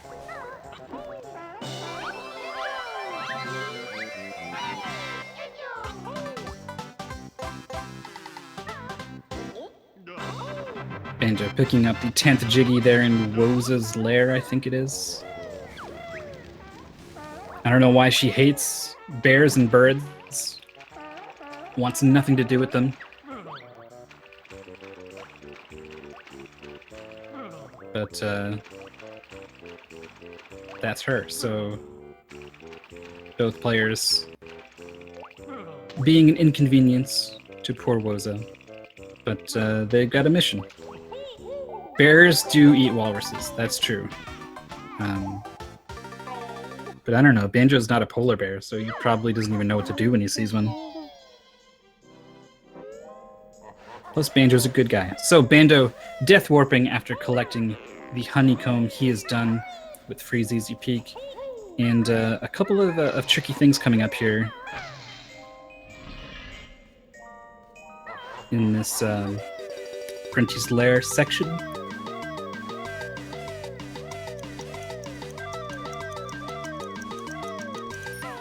And flagrama also done with Freeze Easy Peek.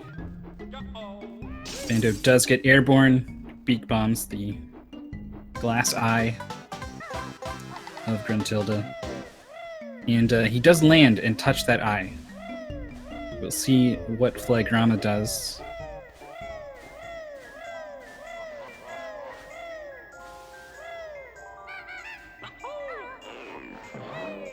Oh, that's not going to work. It needs to get on top of the pad. Flagrama is airborne. Beak bomb. Now, does he stay in flight after? It looks like he's trying to. Oh, it comes in a little too high.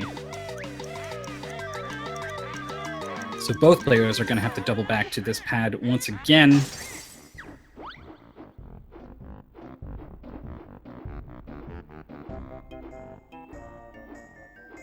That would have pretty much caught them up.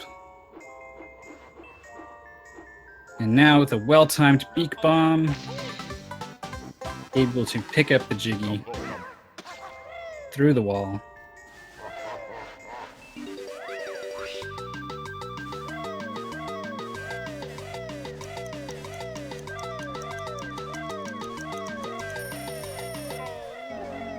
Putting the running shoes to use just for speed here is Bandow.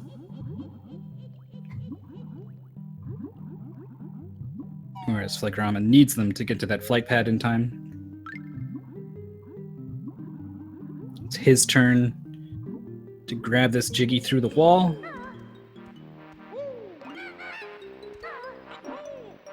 Looks good. Gets it. Oh, Bandow missing this this jump over to this box. This is a pretty tricky jump. If your angle's off, it's not easy to adjust it in midair. And your angle really needs to not be off. It needs to be rather on point. Didn't quite have the height that time. Depending on how long he gets caught up on this jump, it could be the great equalizer. Does find the corner there and get across. Flagrama entering the same room.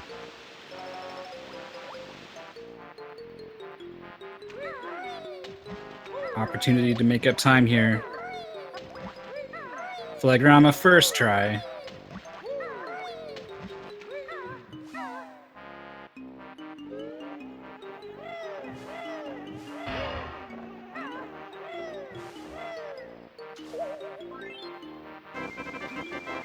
Bandow first to open Rusty Bucket Bay at 149 flat. Here comes flagrama.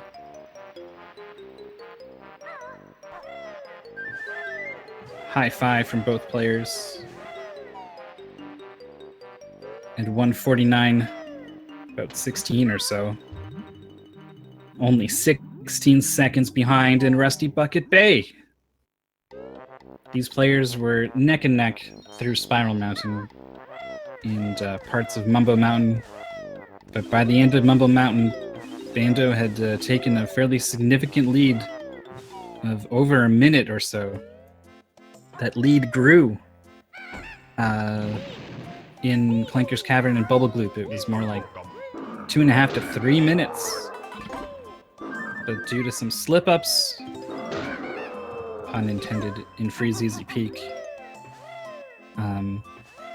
flagrama's made up some ground, mostly to those flying sections. Like I said, flagrama's flying has been on point, and it's really got him back in this race. You can lose a lot more than 15 seconds in Rusty Bucket Bay. Very tricky stage. Lots of places to die. Dying means resetting your note score, and that means having to detour to a lot of places to pick up all the notes you've already got. And no place is easier to die than the engine room that Bandow is in right now. He is going to be going for some of these faster strats, jumping on these fast rotating cylinders. You can wait for them to slow down, but this is a speed run, so no thanks.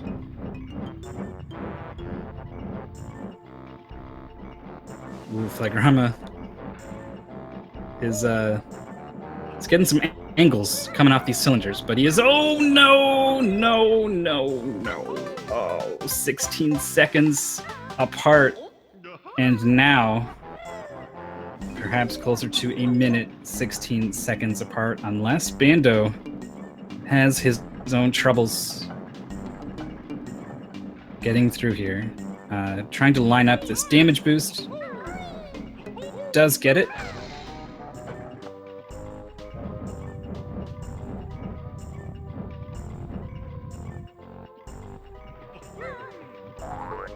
And now going for this clip.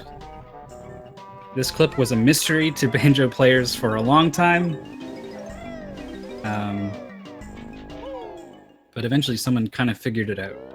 Maybe a couple people, I don't know. I don't know the history behind that trick. I'd be very curious to know, though.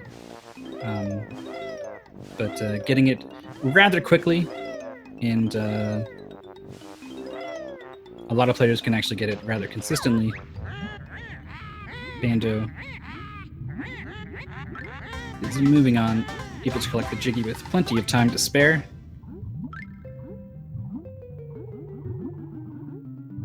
Flagrama back into the engine room, and okay, that's one way to approach that part.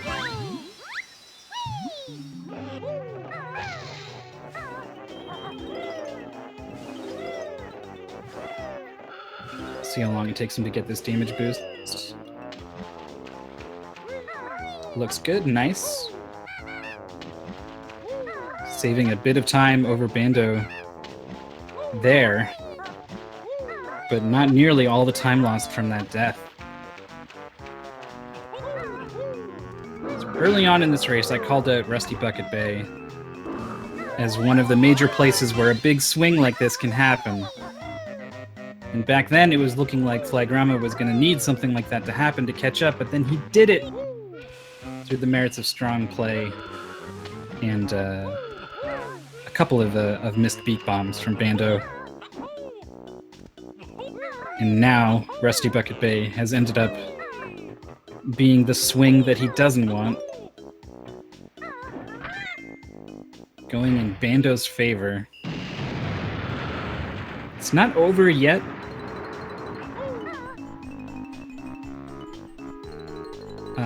In this stage, and Click Lockwood certainly.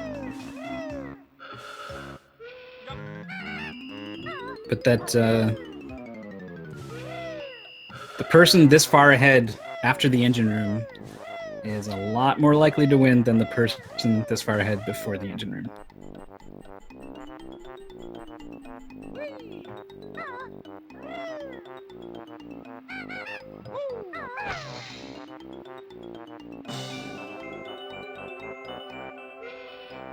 Bando getting the Jiggy with 6 or 7 seconds to spare.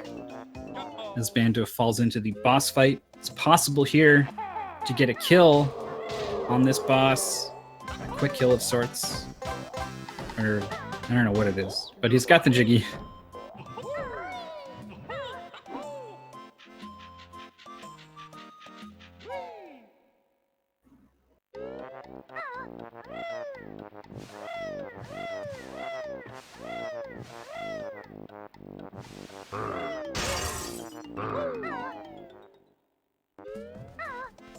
Heading into some of these parts of the ship where you break open the portholes.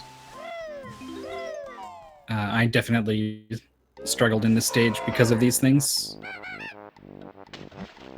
It was pretty surprising when you hit your first one.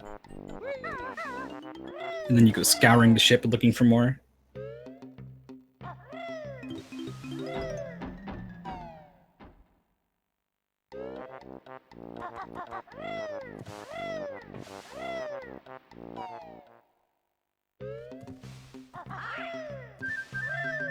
Rusty Bucket Bay has been going pretty smooth for Bando.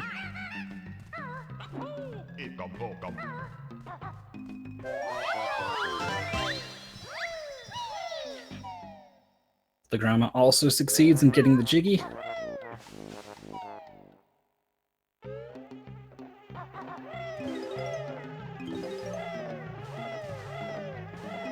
Our knowledgeable co-commentator in chat, Pixel. He's no longer with us. So we'll be in the dark. If something unplanned happens. Or even something totally planned I just haven't seen before. But that's fine, we'll make do. Flagrama now heading to some of these shipping containers that Bandow has just finished with.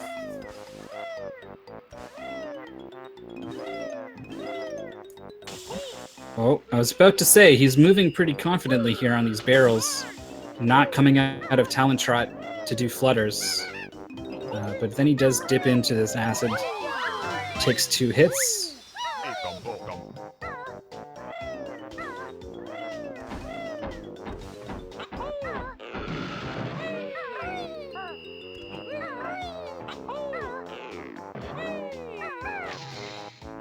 Flagrama, I think, is trying to clip through the catwalk there. After not getting it, decides to bail on that strategy. Raises the switch with the jiggy.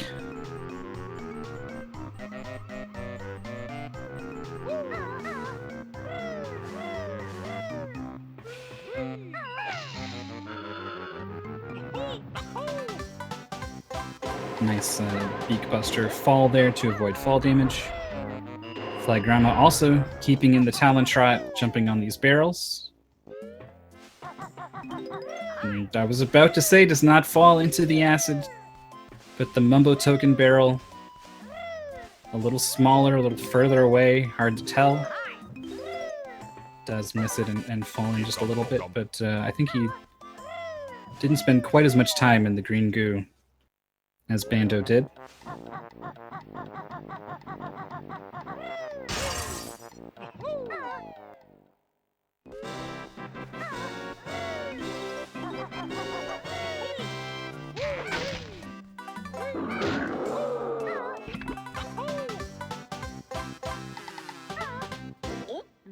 Getting the jiggy from, I think, the captain's quarters is what this is for Bandow. Flagrama going into the kitchen,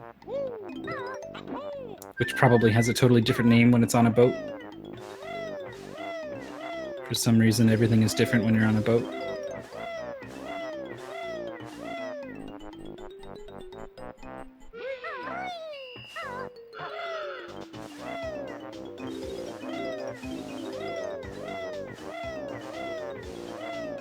Galley, of course.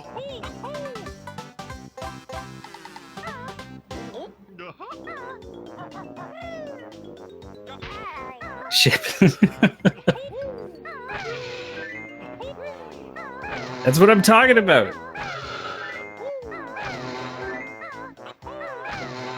I am not much of a seafarer myself, as perhaps you can tell. Bandow doesn't forget the entry code. Heal 31211. Up to 83 notes.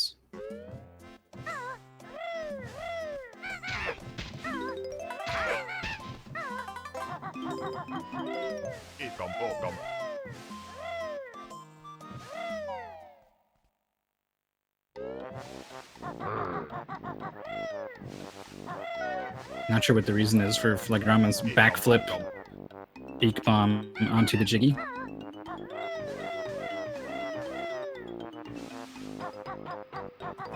Bandow being pretty careful there. He's all too familiar with Kazooie's tendency to not walk down slopes.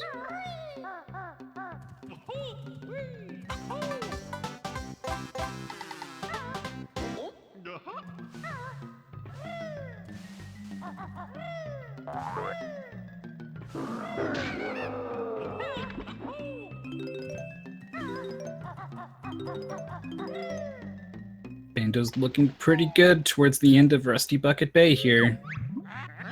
Flagrama hot on his heels. But there's not much Banjo left to play.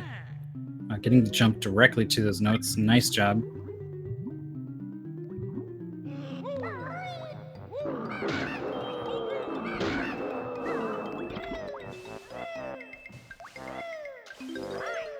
Here's the last 4 notes for Bandow.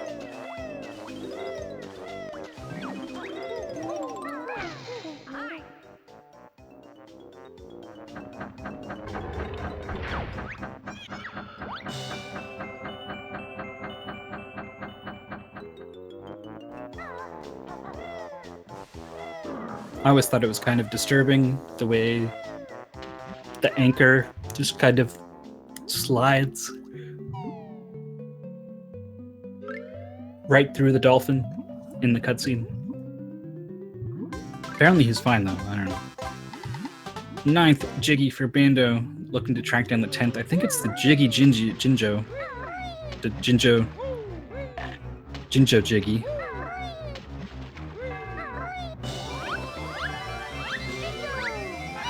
There it is, good old number 10.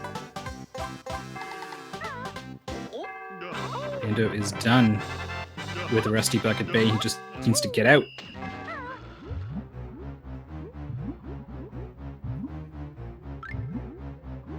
Oh wait, he needs a honeycomb. I forgot. So he is going to make sure he gets that last honeycomb before he leaves.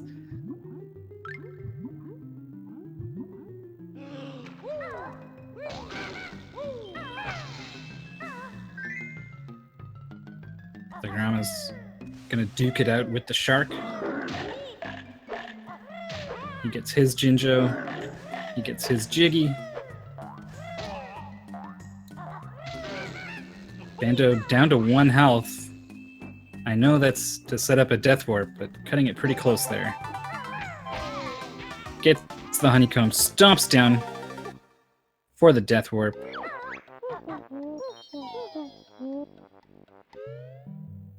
Flagrama entering this honeycomb room just as Bandow is on his way out, in a manner of speaking.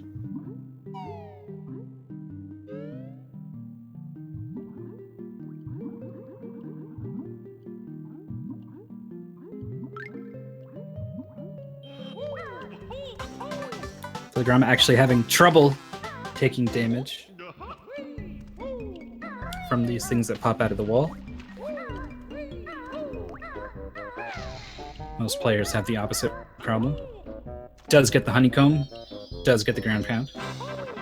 Gets the combo into the drown as well. Swag points for the more grueling death.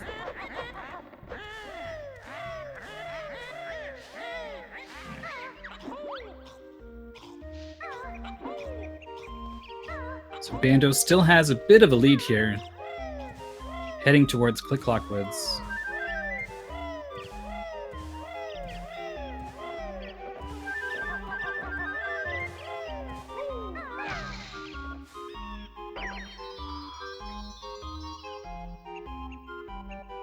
It's a pretty troll move, having you get this switch to trigger the Jiggy thing, and then going all the way back to put the Jiggies in, and then coming all the way back again to go into the level.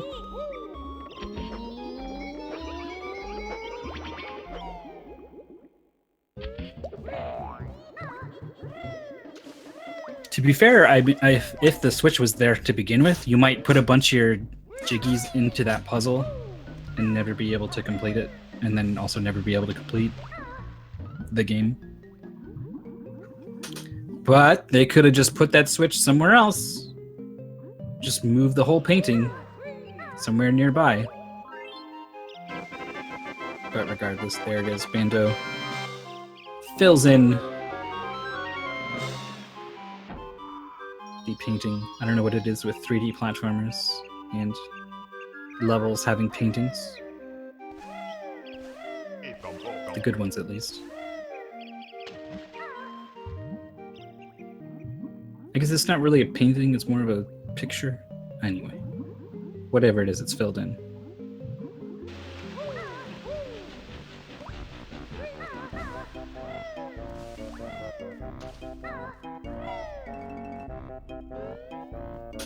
Bandow's sort of able to keep his footing heading to that pipe.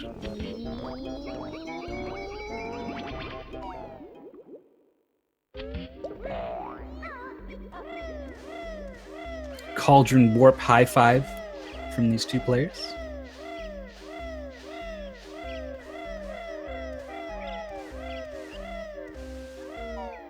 As Bandow enters the 9th and final level. It's a big one. They basically took a small-sized level and multiplied it by 4. One for each season.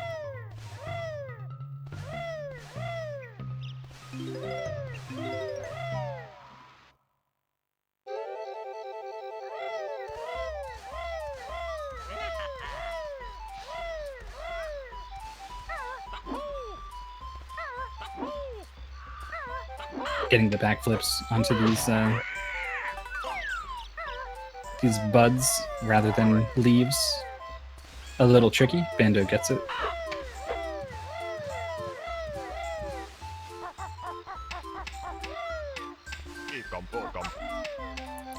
Is spring the best Click Clock Woods theme? I think so.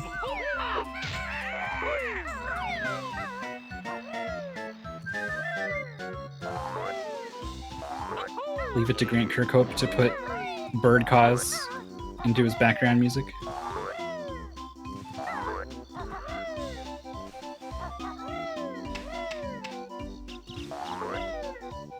Bandow's looking pretty solid here in Click Clock Woods, not showing any hesitation in his platforming.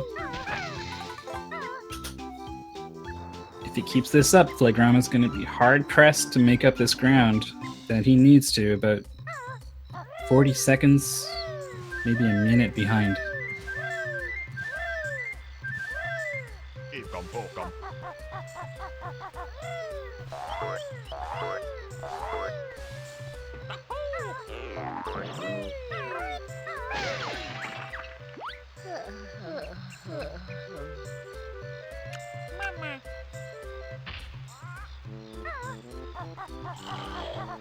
Flagrama's entered Click Clock Woods proper. He's gonna get his backflips. Doesn't quite get it. Does get it second try.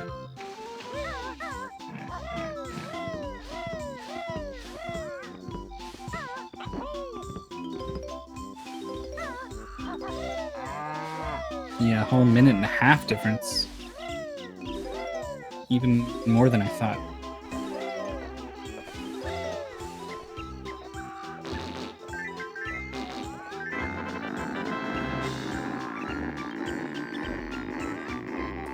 Flagrama having some camera troubles climbing the tree there.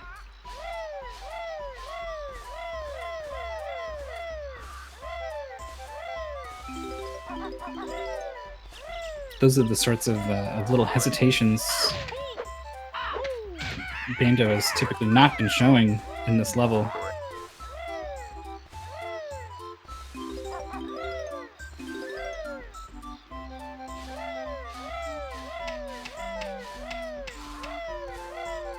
Looks like Bandow is done with spring for now.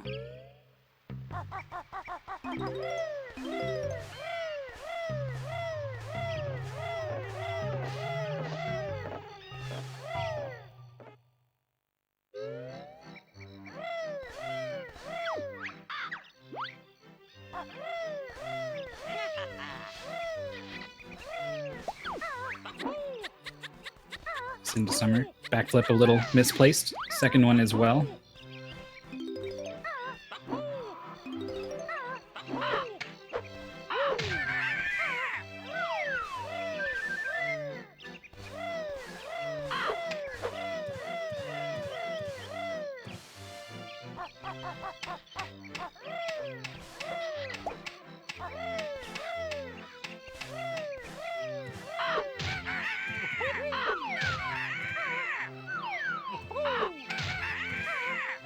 We'll see if Bandow can keep his footing as he starts to get pretty high up on this tree now.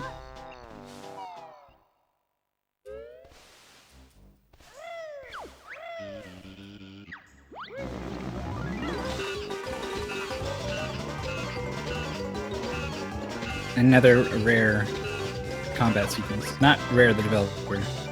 Rare because it doesn't happen too much. And also completely blown apart with gold feathers.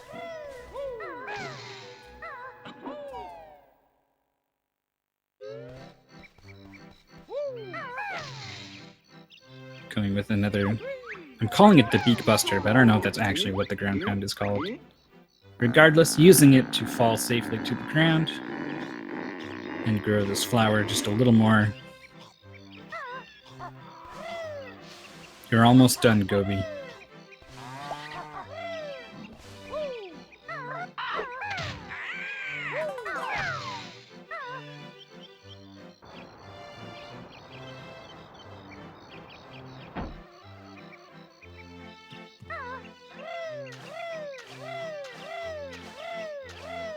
Flagrama taking a bit of a different route through the tree here.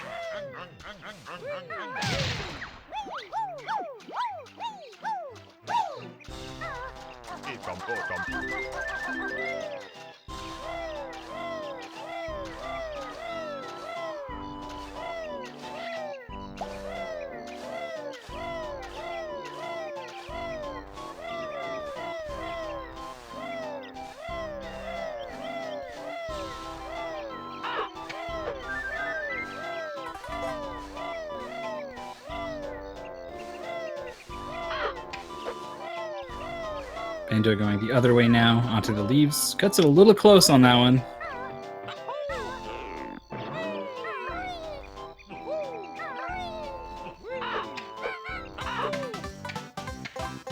Does get up to the Jiggy.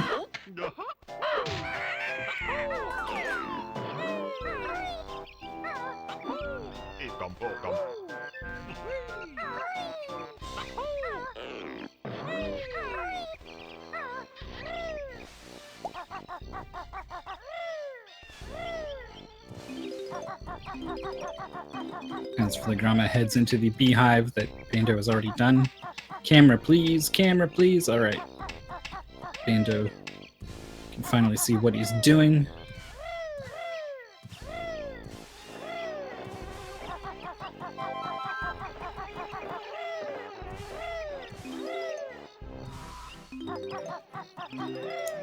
Couple more notes here in summer. Another worm.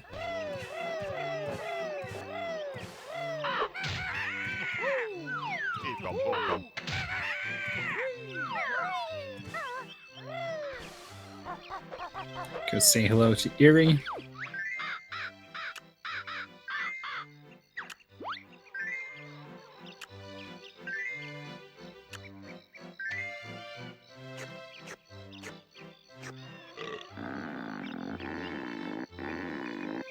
Flagrama grabbing this Jiggy from the back of the cottage. Or treehouse, I guess.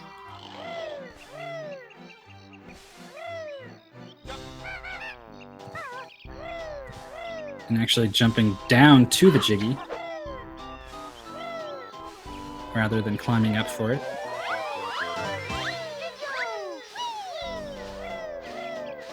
Banjo picking up his first Jinjo, leaving summer, about halfway done.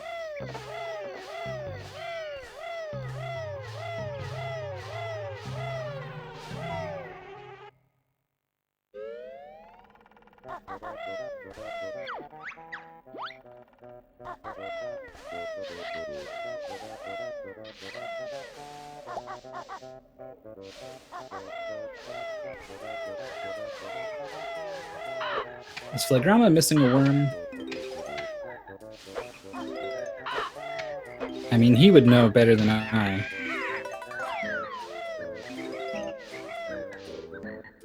Oh, I think you only need 5, but you can pick up 6 here.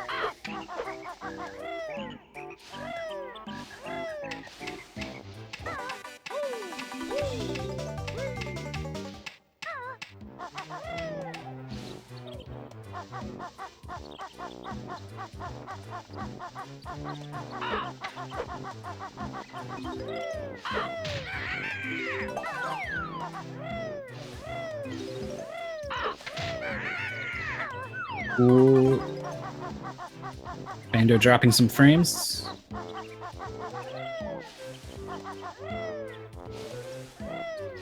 Looks like it's all smooth again. As flagrama also wraps up summer.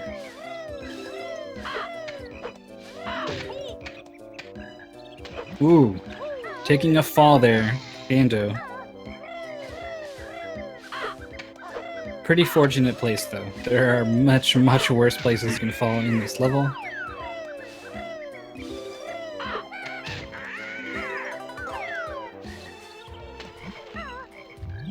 Diving down into the Beaver's Dam, I guess it is. I mean, it doesn't really dam anything. It's just a tree. But, I mean, beavers typically live in dams, so that's what I'm calling it.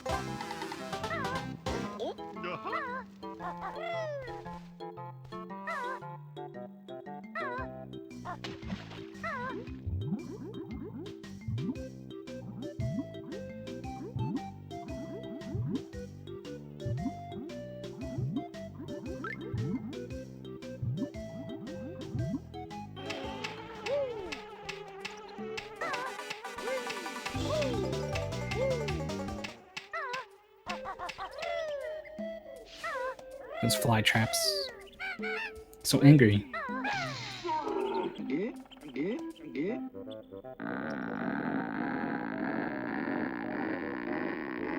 Flagrama pausing there instead of falling, and jumps down to the fly trap. Again, slightly different route for these players.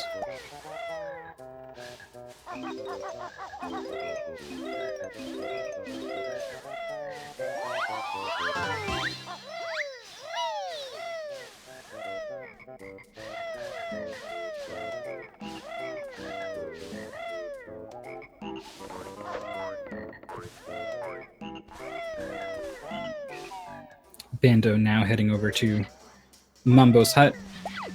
Flagrama trading places. Grabbing the orange Jinjo. I don't know the game well enough to evaluate these different routes.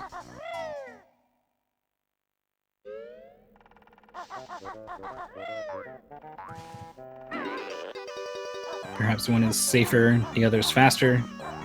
Maybe it's just personal preference.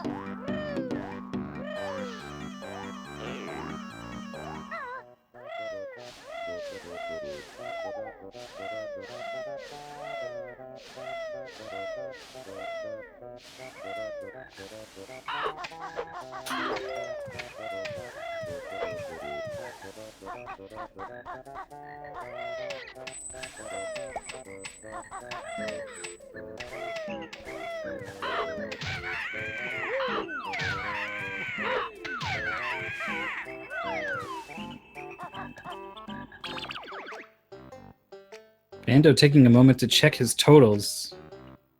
Suddenly worried that he's missing something, I suppose.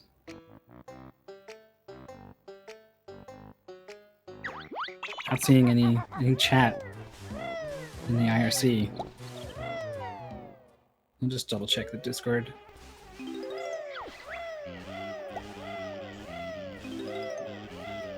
Nope, just definitely checking his totals. If you forget something in Click Clock Woods, it is a horrible feeling. Being unsure where in this gigantic stage the thing you need is. Bando showing some more hesitation.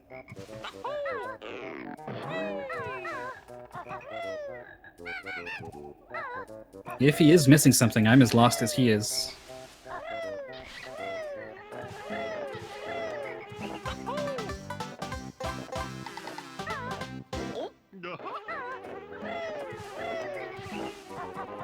But it could be that Flagrama is ahead at this point.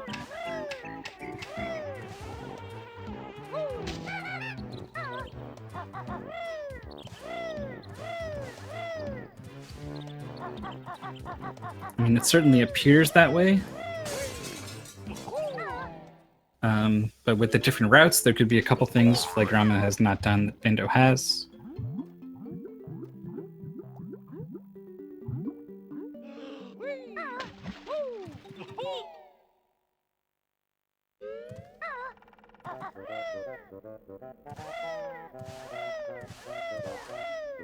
The only thing I can think of is that flagrama doesn't have all the worms.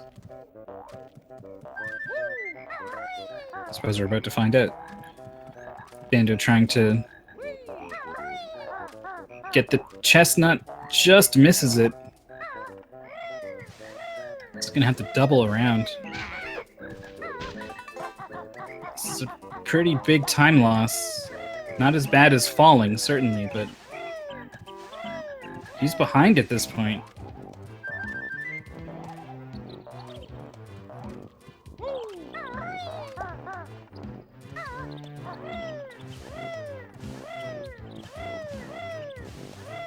Flagrama has commenced the great feeding of Eerie.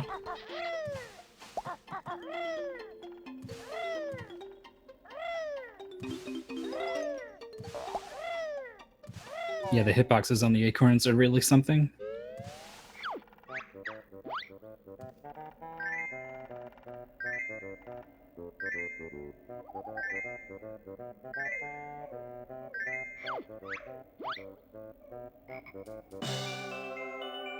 Flagrama is done with the top section of the tree. Oh, here's something he didn't do that Bandow did. No, just kidding. He has done that. He's going to the flower.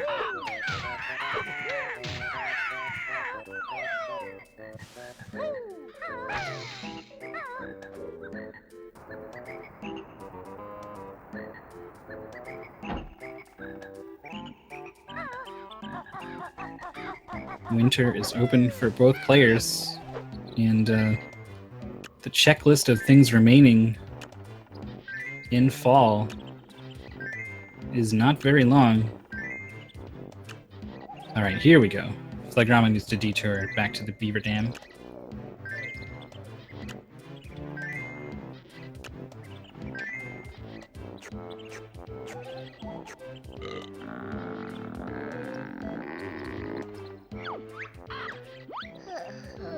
Accidentally backflipped underneath the note and said, well, at this point I might as well grab the other one like that.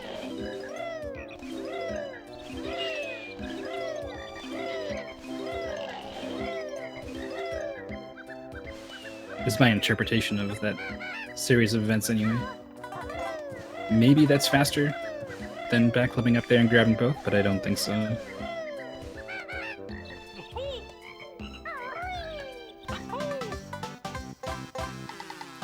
So Flagrama is the first to fall, but not because he fell, because he finished autumn. He's the first out of autumn. And Bandow right behind him, but this is a lead change, good and proper. Flagrama, who has been trailing ever since Mumbo's Mountain, has finally taken the lead.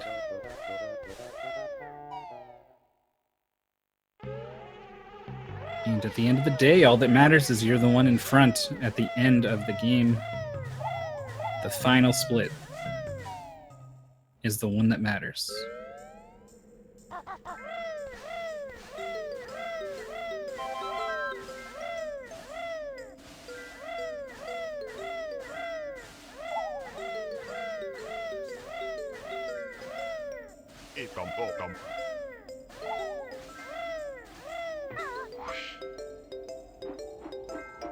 Couldn't tell if Bandow wanted that gold feather or not before taking off.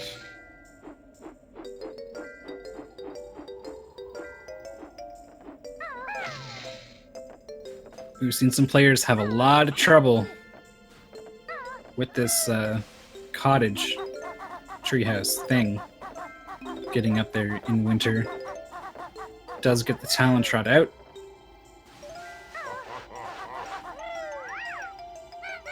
Jumping down to the witch switch, gets knocked off of it. Snowman came to play on his A game.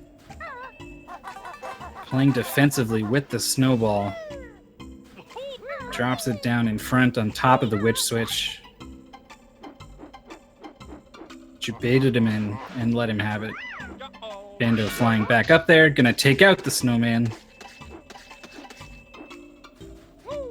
And does manage to land quite quickly to hit that switch.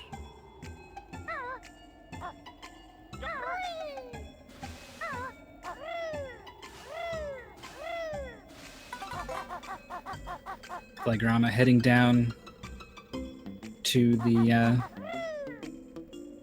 beaver dam again. Looks like he was intentionally collecting that one from below, which makes sense when there's only one of them.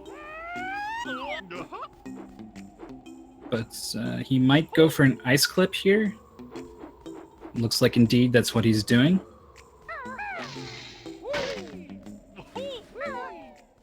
And gets it.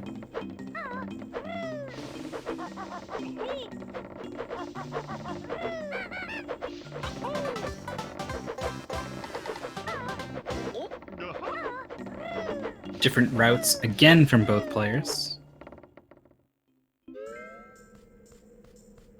Oh, that's what that beak bomb was. A clever move to get right onto the treehouse roof. I like it.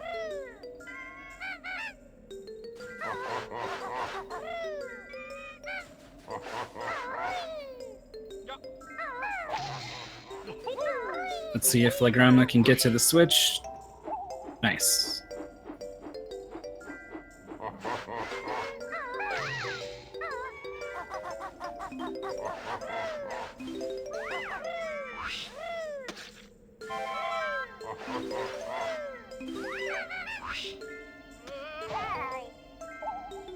Big fall there for Bando.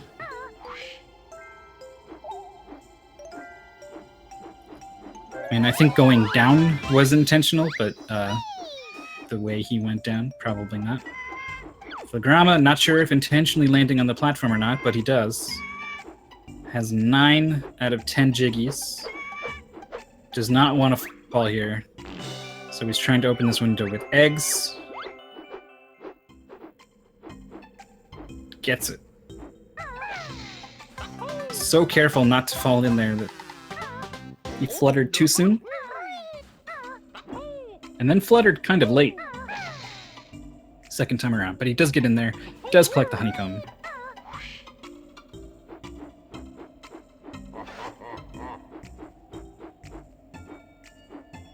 Bando out of feathers. I hope he's where he needs to be. Oh, this is not where he needs to be, Bando. Oh, he needs feathers. He needs them bad. Flagrama is racing towards the end of this stage.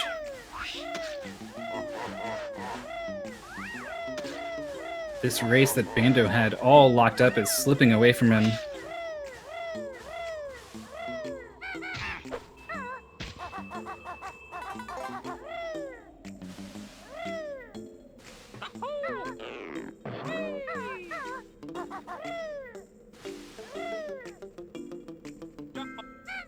Another fall.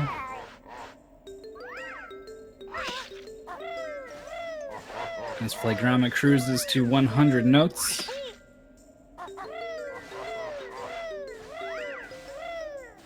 And is now going to be heading to Mumbo for the final transformation.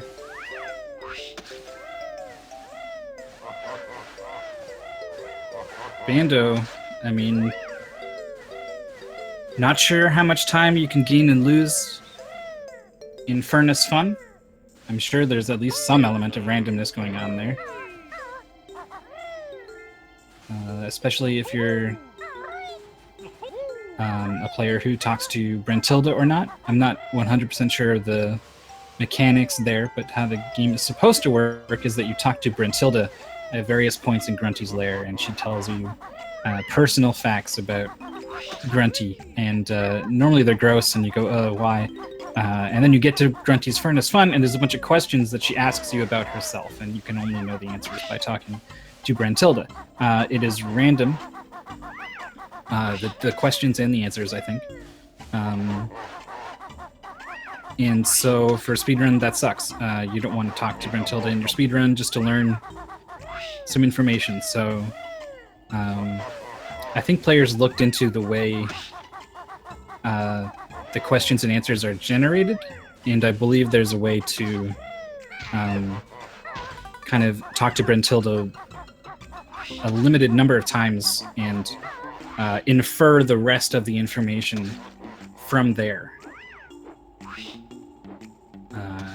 Again, I realize I'm speaking in vague terms. I'm not sure of the specifics, but I believe that is a thing.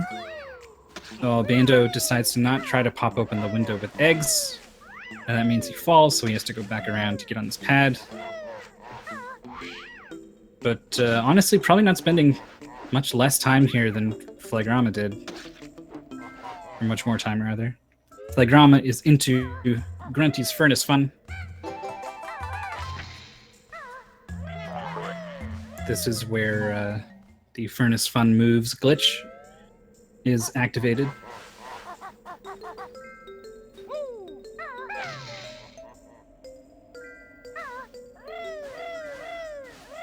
But we're not going to be doing that this time. We're just going to be beating it and moving on. And it's time to win the game.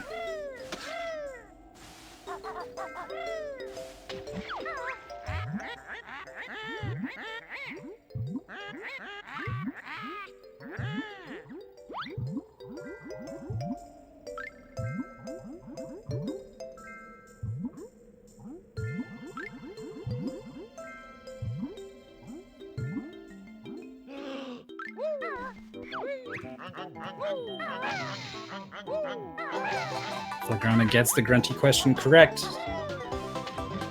Again, I'm not sure if he's using some sort of manipulation on that, or if he's just straight up guessing. I have seen that before from players.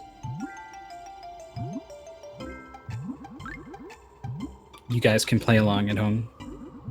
It's Yumblies and Grumblies. I know that one. This one I don't, because I'm listening to Bando's audio. I'm not sure which audio you guys have.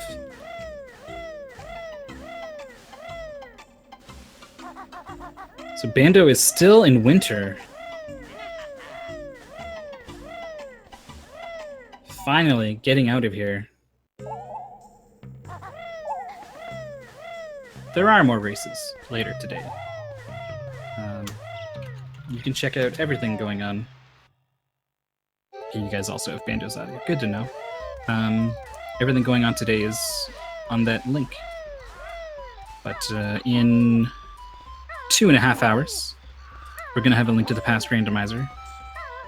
And then 3 hours after that, a link to the past randomizer. So 3 matches on the schedule for today. They're pretty spaced out. Slim on content today for Thursday. There's cool stuff coming this weekend, though. I'll tell you guys all about it later. For now, Bando successfully transforming into a bee and not a T-Rex or a washing machine.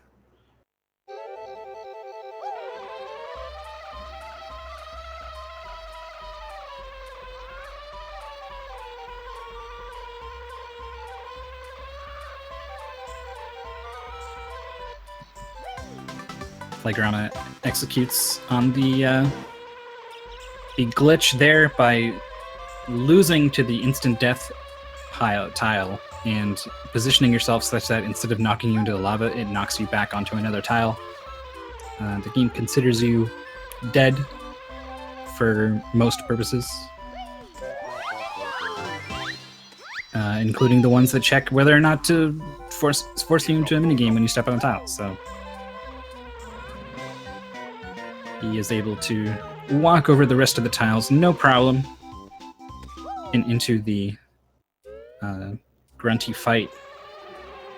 We'll see what kind of safeties he wants to pick up here at the end. Eggs, feathers, and double health, all popular choices. He's going at least for eggs here.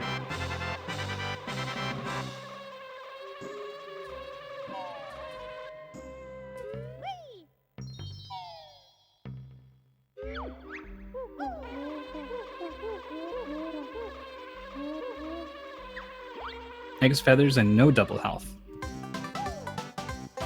Fairly confident in his grunty fight, Flagrama takes off to the top of the lair.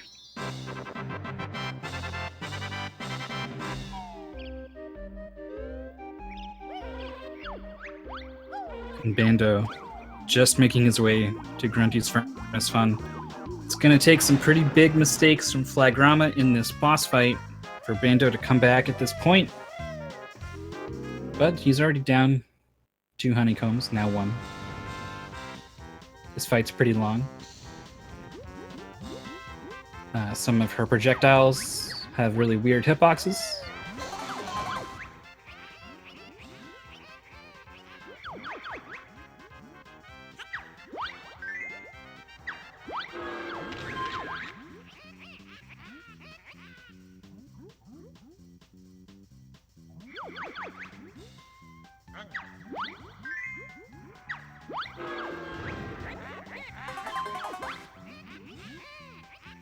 Trying to bait out Grunty's shots a little bit.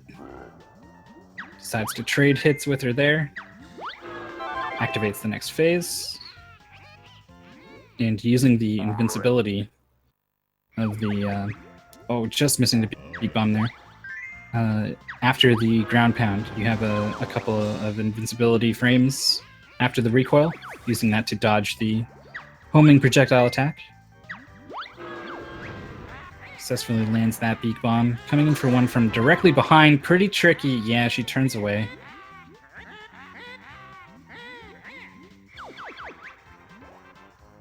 Oh, she's holding still. Get her. Just kidding. Oh, misses again. Oh, Bando guessing on that question. Guess is wrong. Flagrama connects with another beak bomb.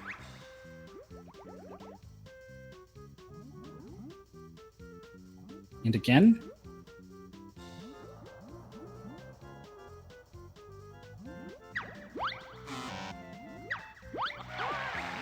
He's looking pretty good here.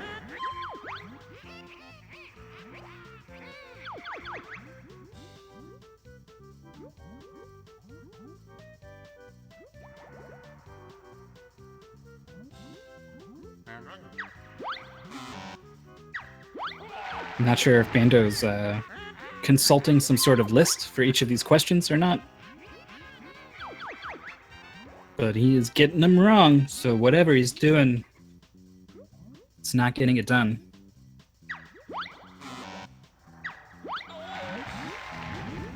Down to 3 health.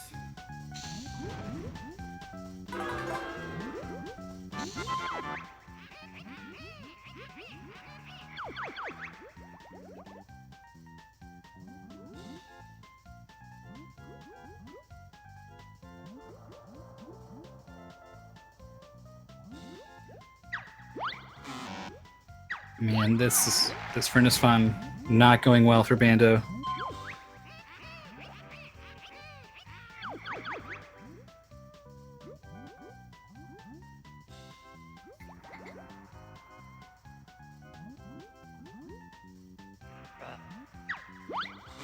Flagrama down to 3 hits. Wants this honeycomb. Gets it and then gets hit.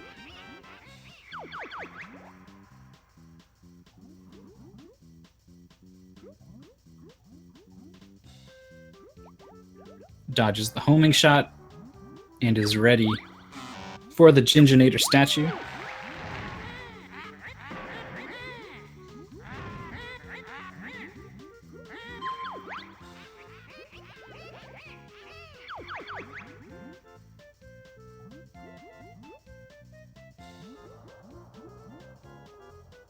I wonder if this is Bando's way of forfeiting.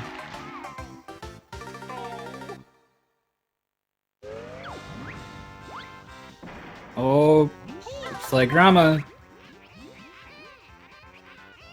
3 honeycombs. Needs to finish off 2 more sides of the Ginginator. Including the most dangerous side. Oh, but executes so well at the end.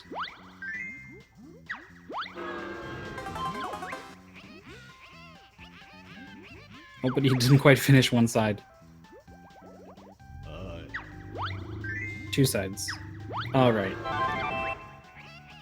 Gingernator down. Dot done. Comes out. Flagrama finishes in first place with a 241.27. That's going to be his. That's his first win of the tournament.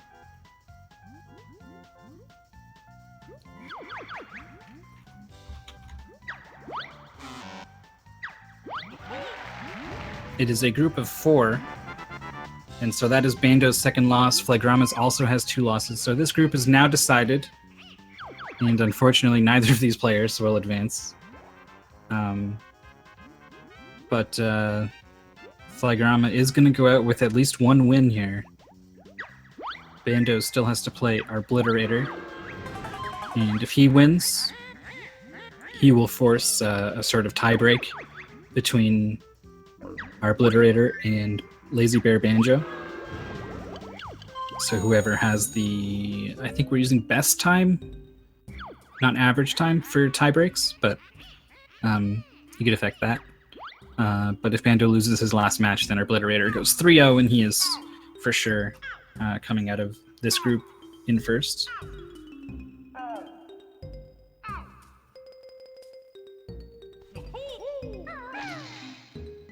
So Bandow has opted to practice some turtles.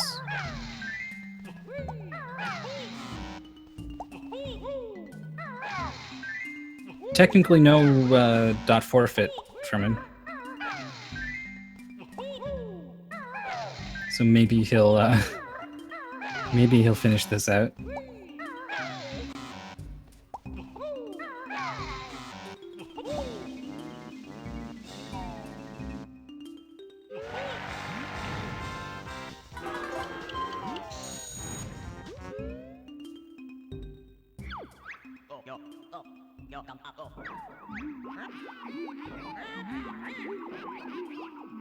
Nope, he doesn't have to finish. I mean, if you want to win, you have to finish.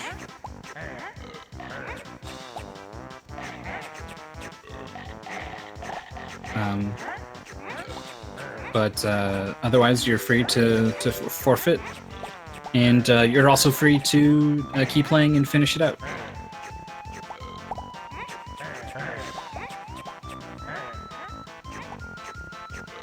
We don't require players to do one or the other.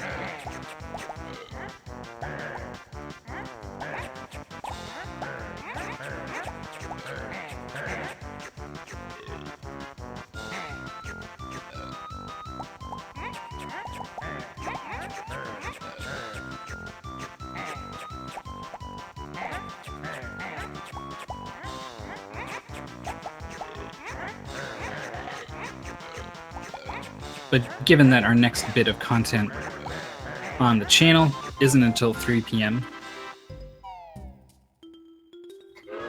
and I'm the one running this show right now, we'll keep going as long as Bandow's gonna keep going. Within reason, I suppose.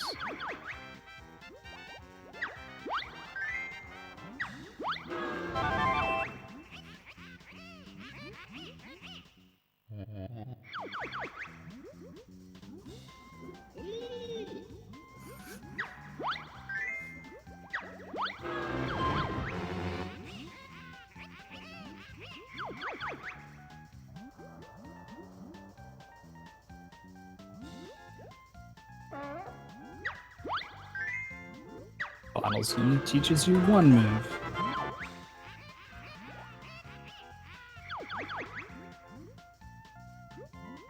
Flagrama now watching.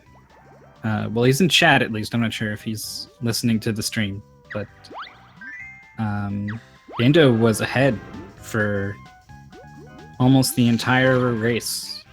Coming out of Mumbo, he was ahead by about a minute, and that lead grew to about 2.5 minutes. And then it shrunk to something very small, like 20 seconds in Rusty Bucket Bay. And then you died, Flagrama, in the engine room. And it looked like that might be the end. Banjo had a lead of about a minute and a half after that. And then Banjo just kind of unraveled in Click Clock Wood.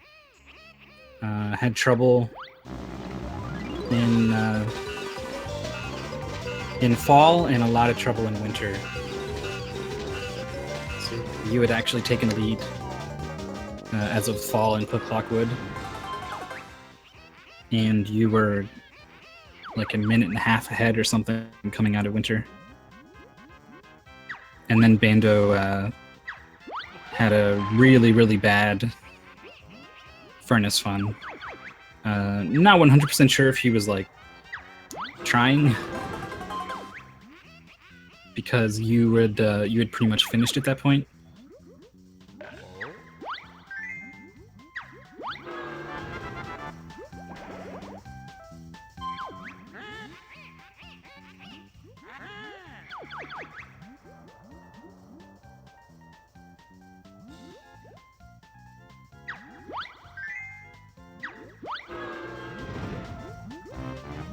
All right, going for this glitch here. Don't click Rusty Bucket Bay. So this is supposed to be a one-hit kill, but it is a one-hit kill. The idea is to have that knock you onto another tile rather than into the lava, and trick the game into thinking you're dead so that you can just run past the rest of the game.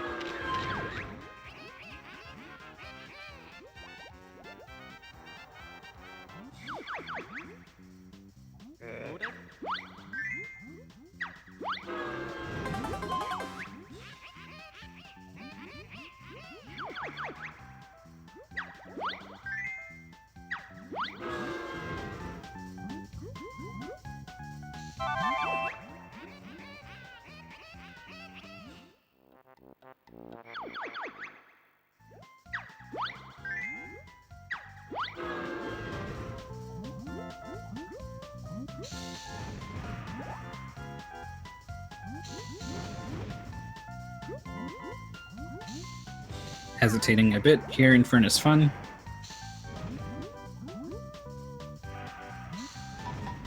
Sensing Bando's heart isn't really in it anymore.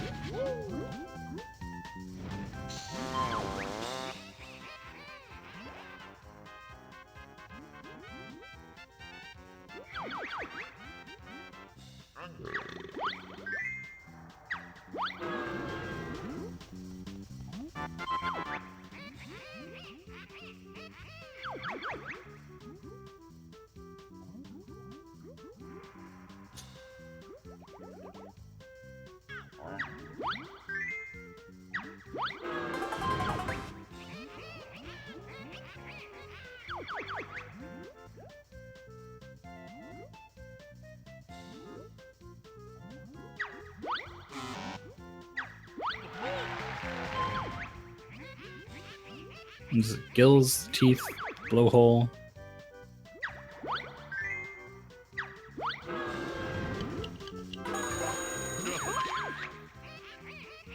Those the only three?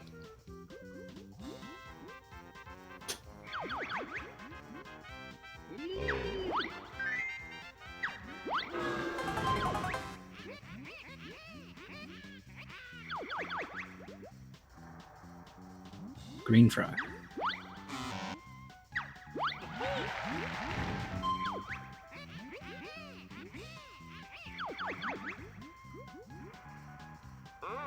What was that?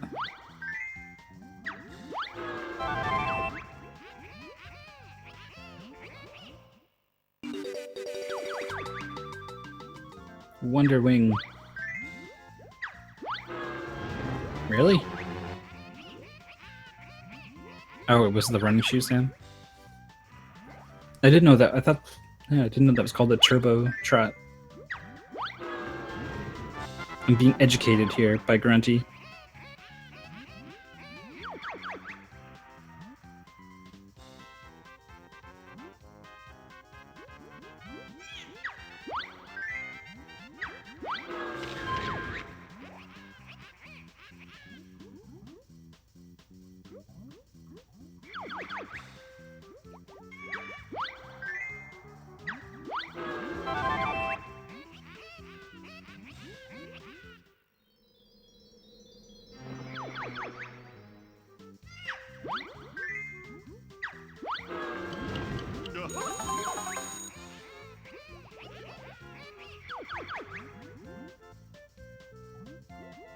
Pretty sure it's a magic taxi cab. What?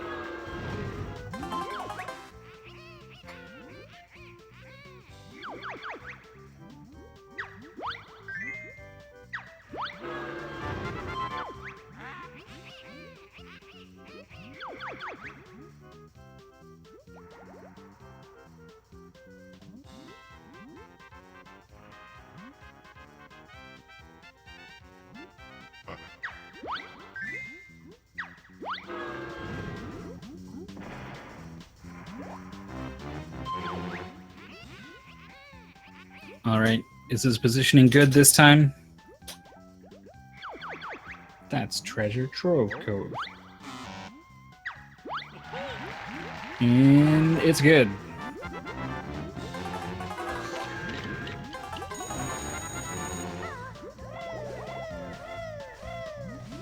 Alright, bye.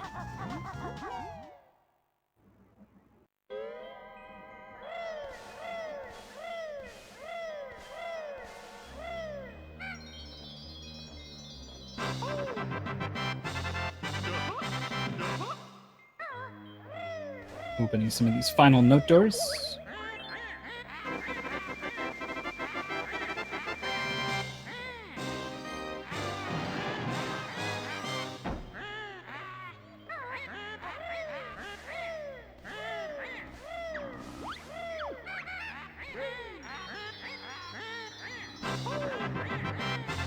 Gonna be grabbing some feathers. Down to 1. Good idea.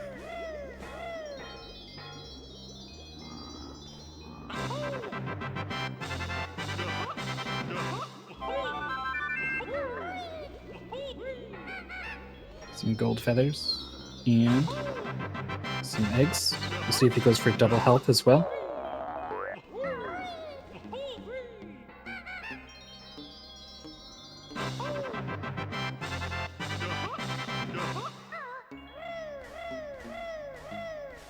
There it is. I always thought it was weird that you only need 4 for double health.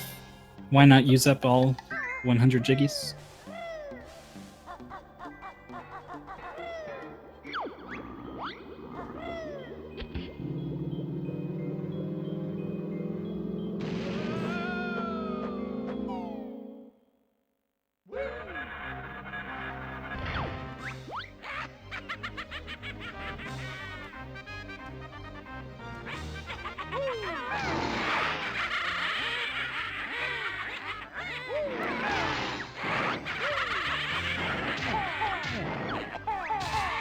Bandow into the grunty fight, starting things off with a barrage of eggs.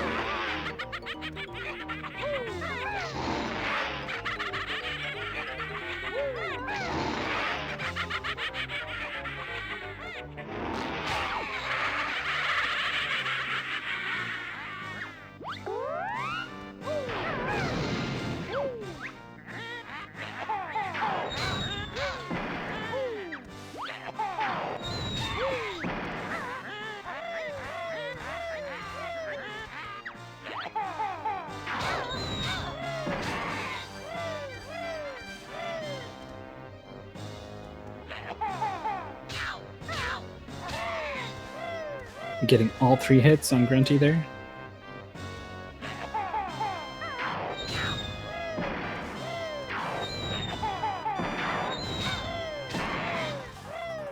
Your egg shots need to be pretty straight on in order to hit her multiple times.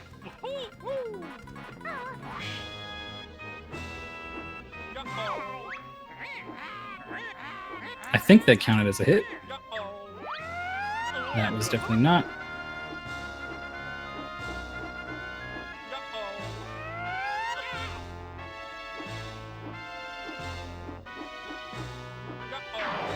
It looked like he took damage there, so I'm not sure if that one counted.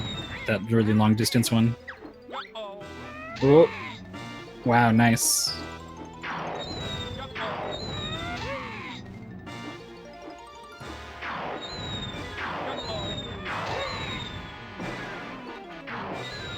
Landing some pretty good hits there.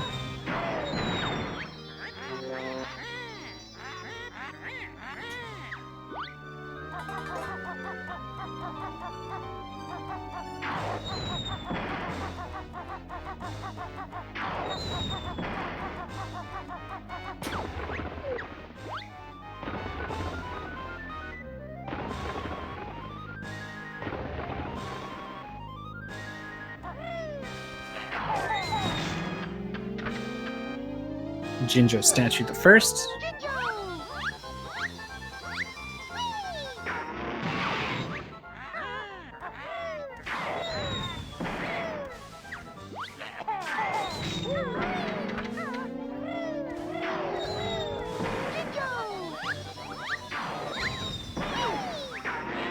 A lag reduction strat there, I think. Unless it wasn't a missed input on the eggs.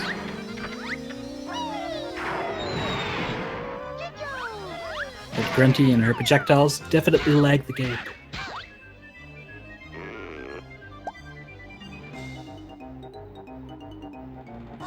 So looking away from them will speed things up quite a bit.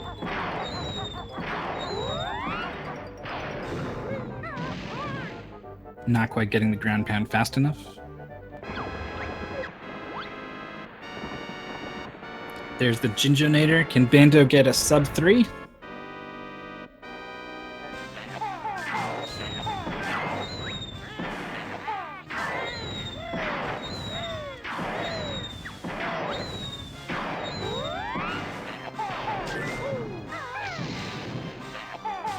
Barely gets the ground pound in time.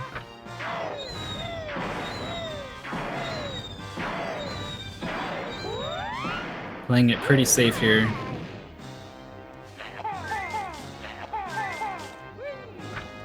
Not getting too aggressive. Baiting out the fireballs.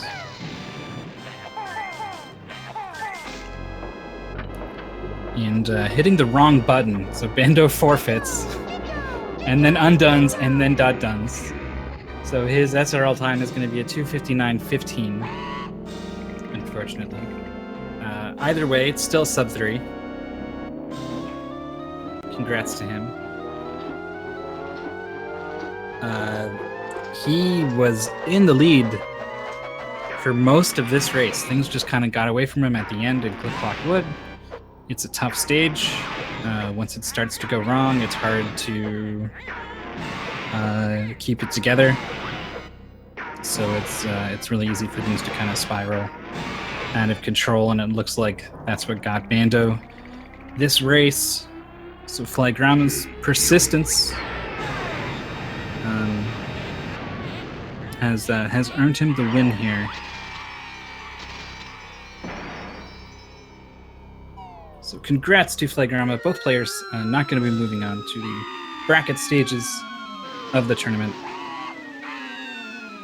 But they played well. So nothing coming up next immediately for you guys. On the schedule, if you will look at the schedule by typing in !schedule and clicking on the link that follows, you will see in about 2 hours. Oh, we're gonna talk to Bando. He's here. How you doing? Fun is fun. Oh, yeah, that didn't go well. Bad RNG. Yeah, with the grunty questions. Yeah, with grunty questions. That was the worst. I didn't get one single one right. Not that first time. No. That was that was you the went and got first the honeycomb, and it still wasn't. Yeah, that was bad.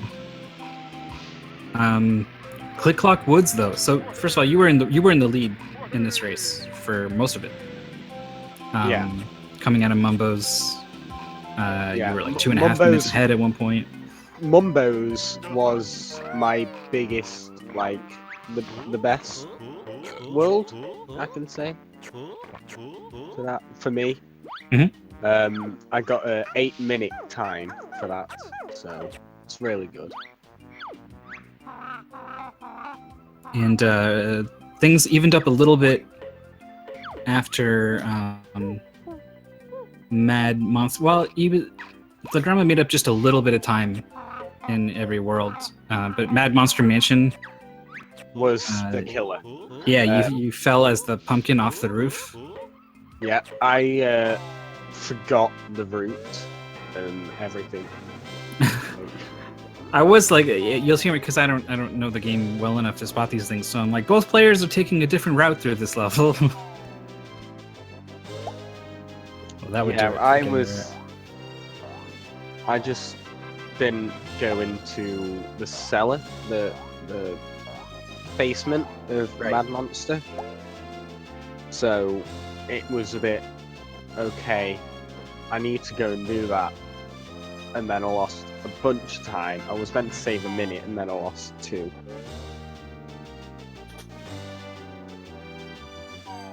Rusty Bucket Bay. You picked up some more time when your opponent fell in the engine room. Oh, didn't know that one, but that's nice to know when I didn't. So throughout the whole run was okay, apart from Furnace Fun. The grunty fight was good.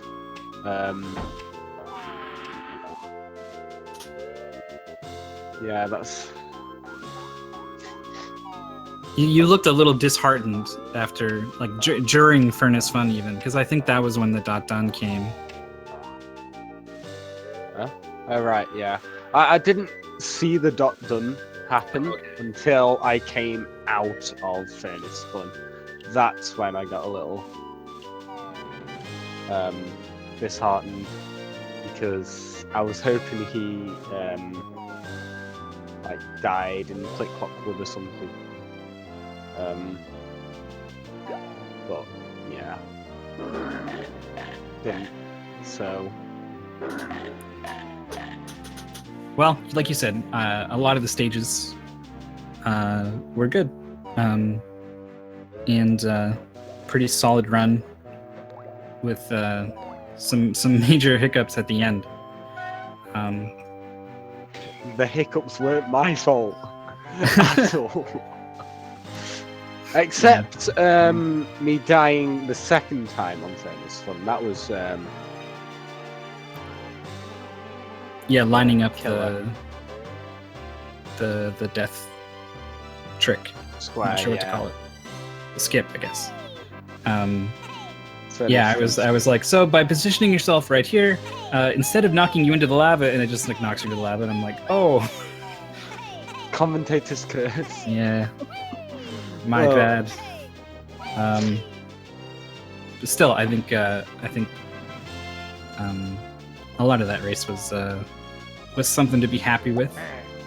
You've still got one more match in this tournament against our Obliterator.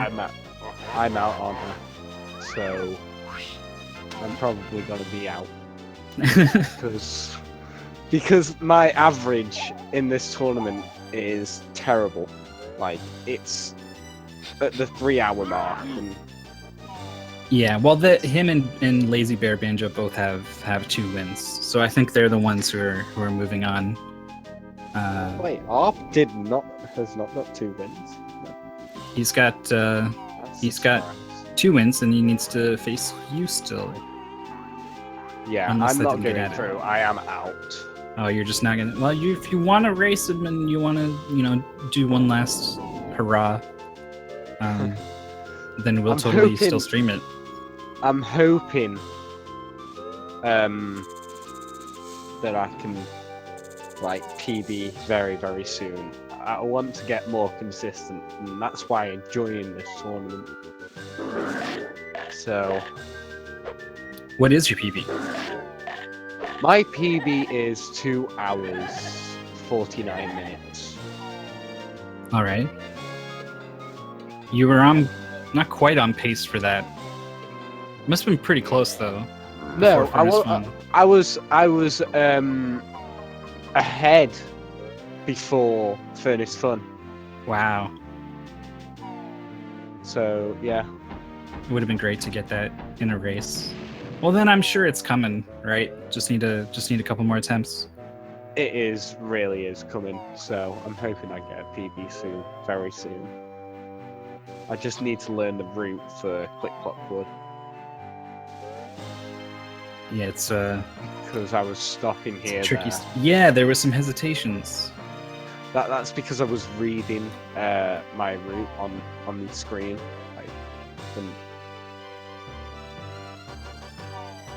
Yeah, once you iron that out, it'll be great. If you want to see Bando learn and grow and get a little better and get a PB, you can follow him as well as flagrama. Links are in the chat. I'm glad that this tournament got you going further with Banjo. That's really cool to see. Yeah, like Banjo is my 6th Sweet game. I think I can say 6th. 4 Mario games, DKR. No, this is my 7th. So you're building up a repertoire. Yeah, I'm just I'm never doing Banjo-Tooie. That's out of the window. But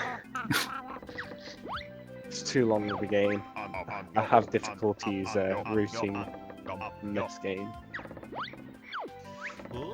Offline? No, we're not offline. I still see us as live. Although, if we were, you wouldn't hear me say that. I'll type it to him. Sorry, I'm talking to someone in chat. Yeah, so we're gonna call it here. Thanks so much for the interview, Bando. Best of luck. That's fine. Moving on in your banjo endeavors. Okay. Yeah. Thank you. Right. See you later. Cheers.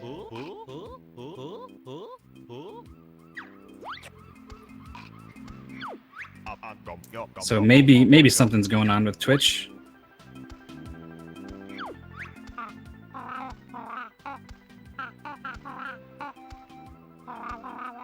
Flagrama might be offline, but Bando should definitely still be online. Otherwise, what are we streaming? Well, I don't know. Maybe he's streaming to an alt. Let me quick. No, he's streaming to his channel. Well, if you can hear this and Twitch is not dead, thank you so much for watching the Banjo-Kazooie 100% tournament. I am Mythical9, doing my best to fill in here on commentary. Runner links in the chat, Bandow2000, flagrama. And before I go, I want to talk to you guys about some of the things coming up on the channel. First off, today, in about 2 hours, 3 p.m. Eastern, there's a Link to the Past randomizer. That is going to be EOD Tex versus Mike the Viewer. Mike the Viewer has put up some of the best times in the tournament so far, and EOD Tex is coming fresh off of a victory over Dark Magician. So it should be a good one. And then later on today at 8:30 p.m., that's in about 7.5 hours, is another Link to the Past randomizer match between Dodecahedron, the up-and-comer from Mario looking to get into Zelda, and Pika Pals, one of the underdogs from group. Oh, what was it? Not you. So yeah, I have. But it was way down there. T? Group T. I can't do any more runs. That's the end of today's stream. And I guess we got Flagrama's audio. How about we just switch to background music for a little bit? So that's what's coming up later today. Later on this weekend, Saturday at 4:30 p.m. Eastern. So if it was today, it would be in 3.5 hours. But Saturday, this is Saturday, the Mega Man 3 finals. This tournament, we've been having trouble getting the last couple matches going, but they're finally going. We're finally going to have the finals to Mega Man 3 happening 4:30 p.m. on Saturday. And then, boy, there's something really awesome happening on Sunday, you guys. perhaps you've heard of the Big 20. It's a race of 20 NES games back to back. And it's a big hit. So we wanted to do something like that, and we also wanted to do something to celebrate the 25th anniversary of a lot of SNES games that have come out. So we're starting early on in the catalog, and we're gonna put together some races as more of these games come upon their 25th anniversary. So the first set of 16 games, we're calling it the Super 16, a race of 16 early launch games for the Super Nintendo. Just short sections of each one to keep it, manageable. It should be like 3-4 hours, which is still a long race. And we've got like 67 people have entered, and the Discord for it has been active for the whole 2 months since we announced the games. Some people have really got into it. It's really great to see. I'm looking forward to seeing what they all come up with. There's some weird stuff in there. Speedrunning Final Fight is a beat 'em up. A lot of people don't really have experience speedrunning those unless your name's Murphigator. There's golf games. There's F-Zero. There's an RPG. Final Fantasy II is in there. Got to learn how to do some menu. Just straight up menuing, but also some menu glitches as well. A lot of stuff in there. It should be a lot of fun. That is this Sunday at 1 p.m. So around this time, Sunday, look out for the Super 16. And then, like I said later today, A Link to the Past at 3 and 8:30. Look forward to it. That is your speed gaming content for the near future. Once again, congrats to Flagrama for picking up the win in this Banjo-Kazooie 100% tournament race. I am Mythical9, signing off.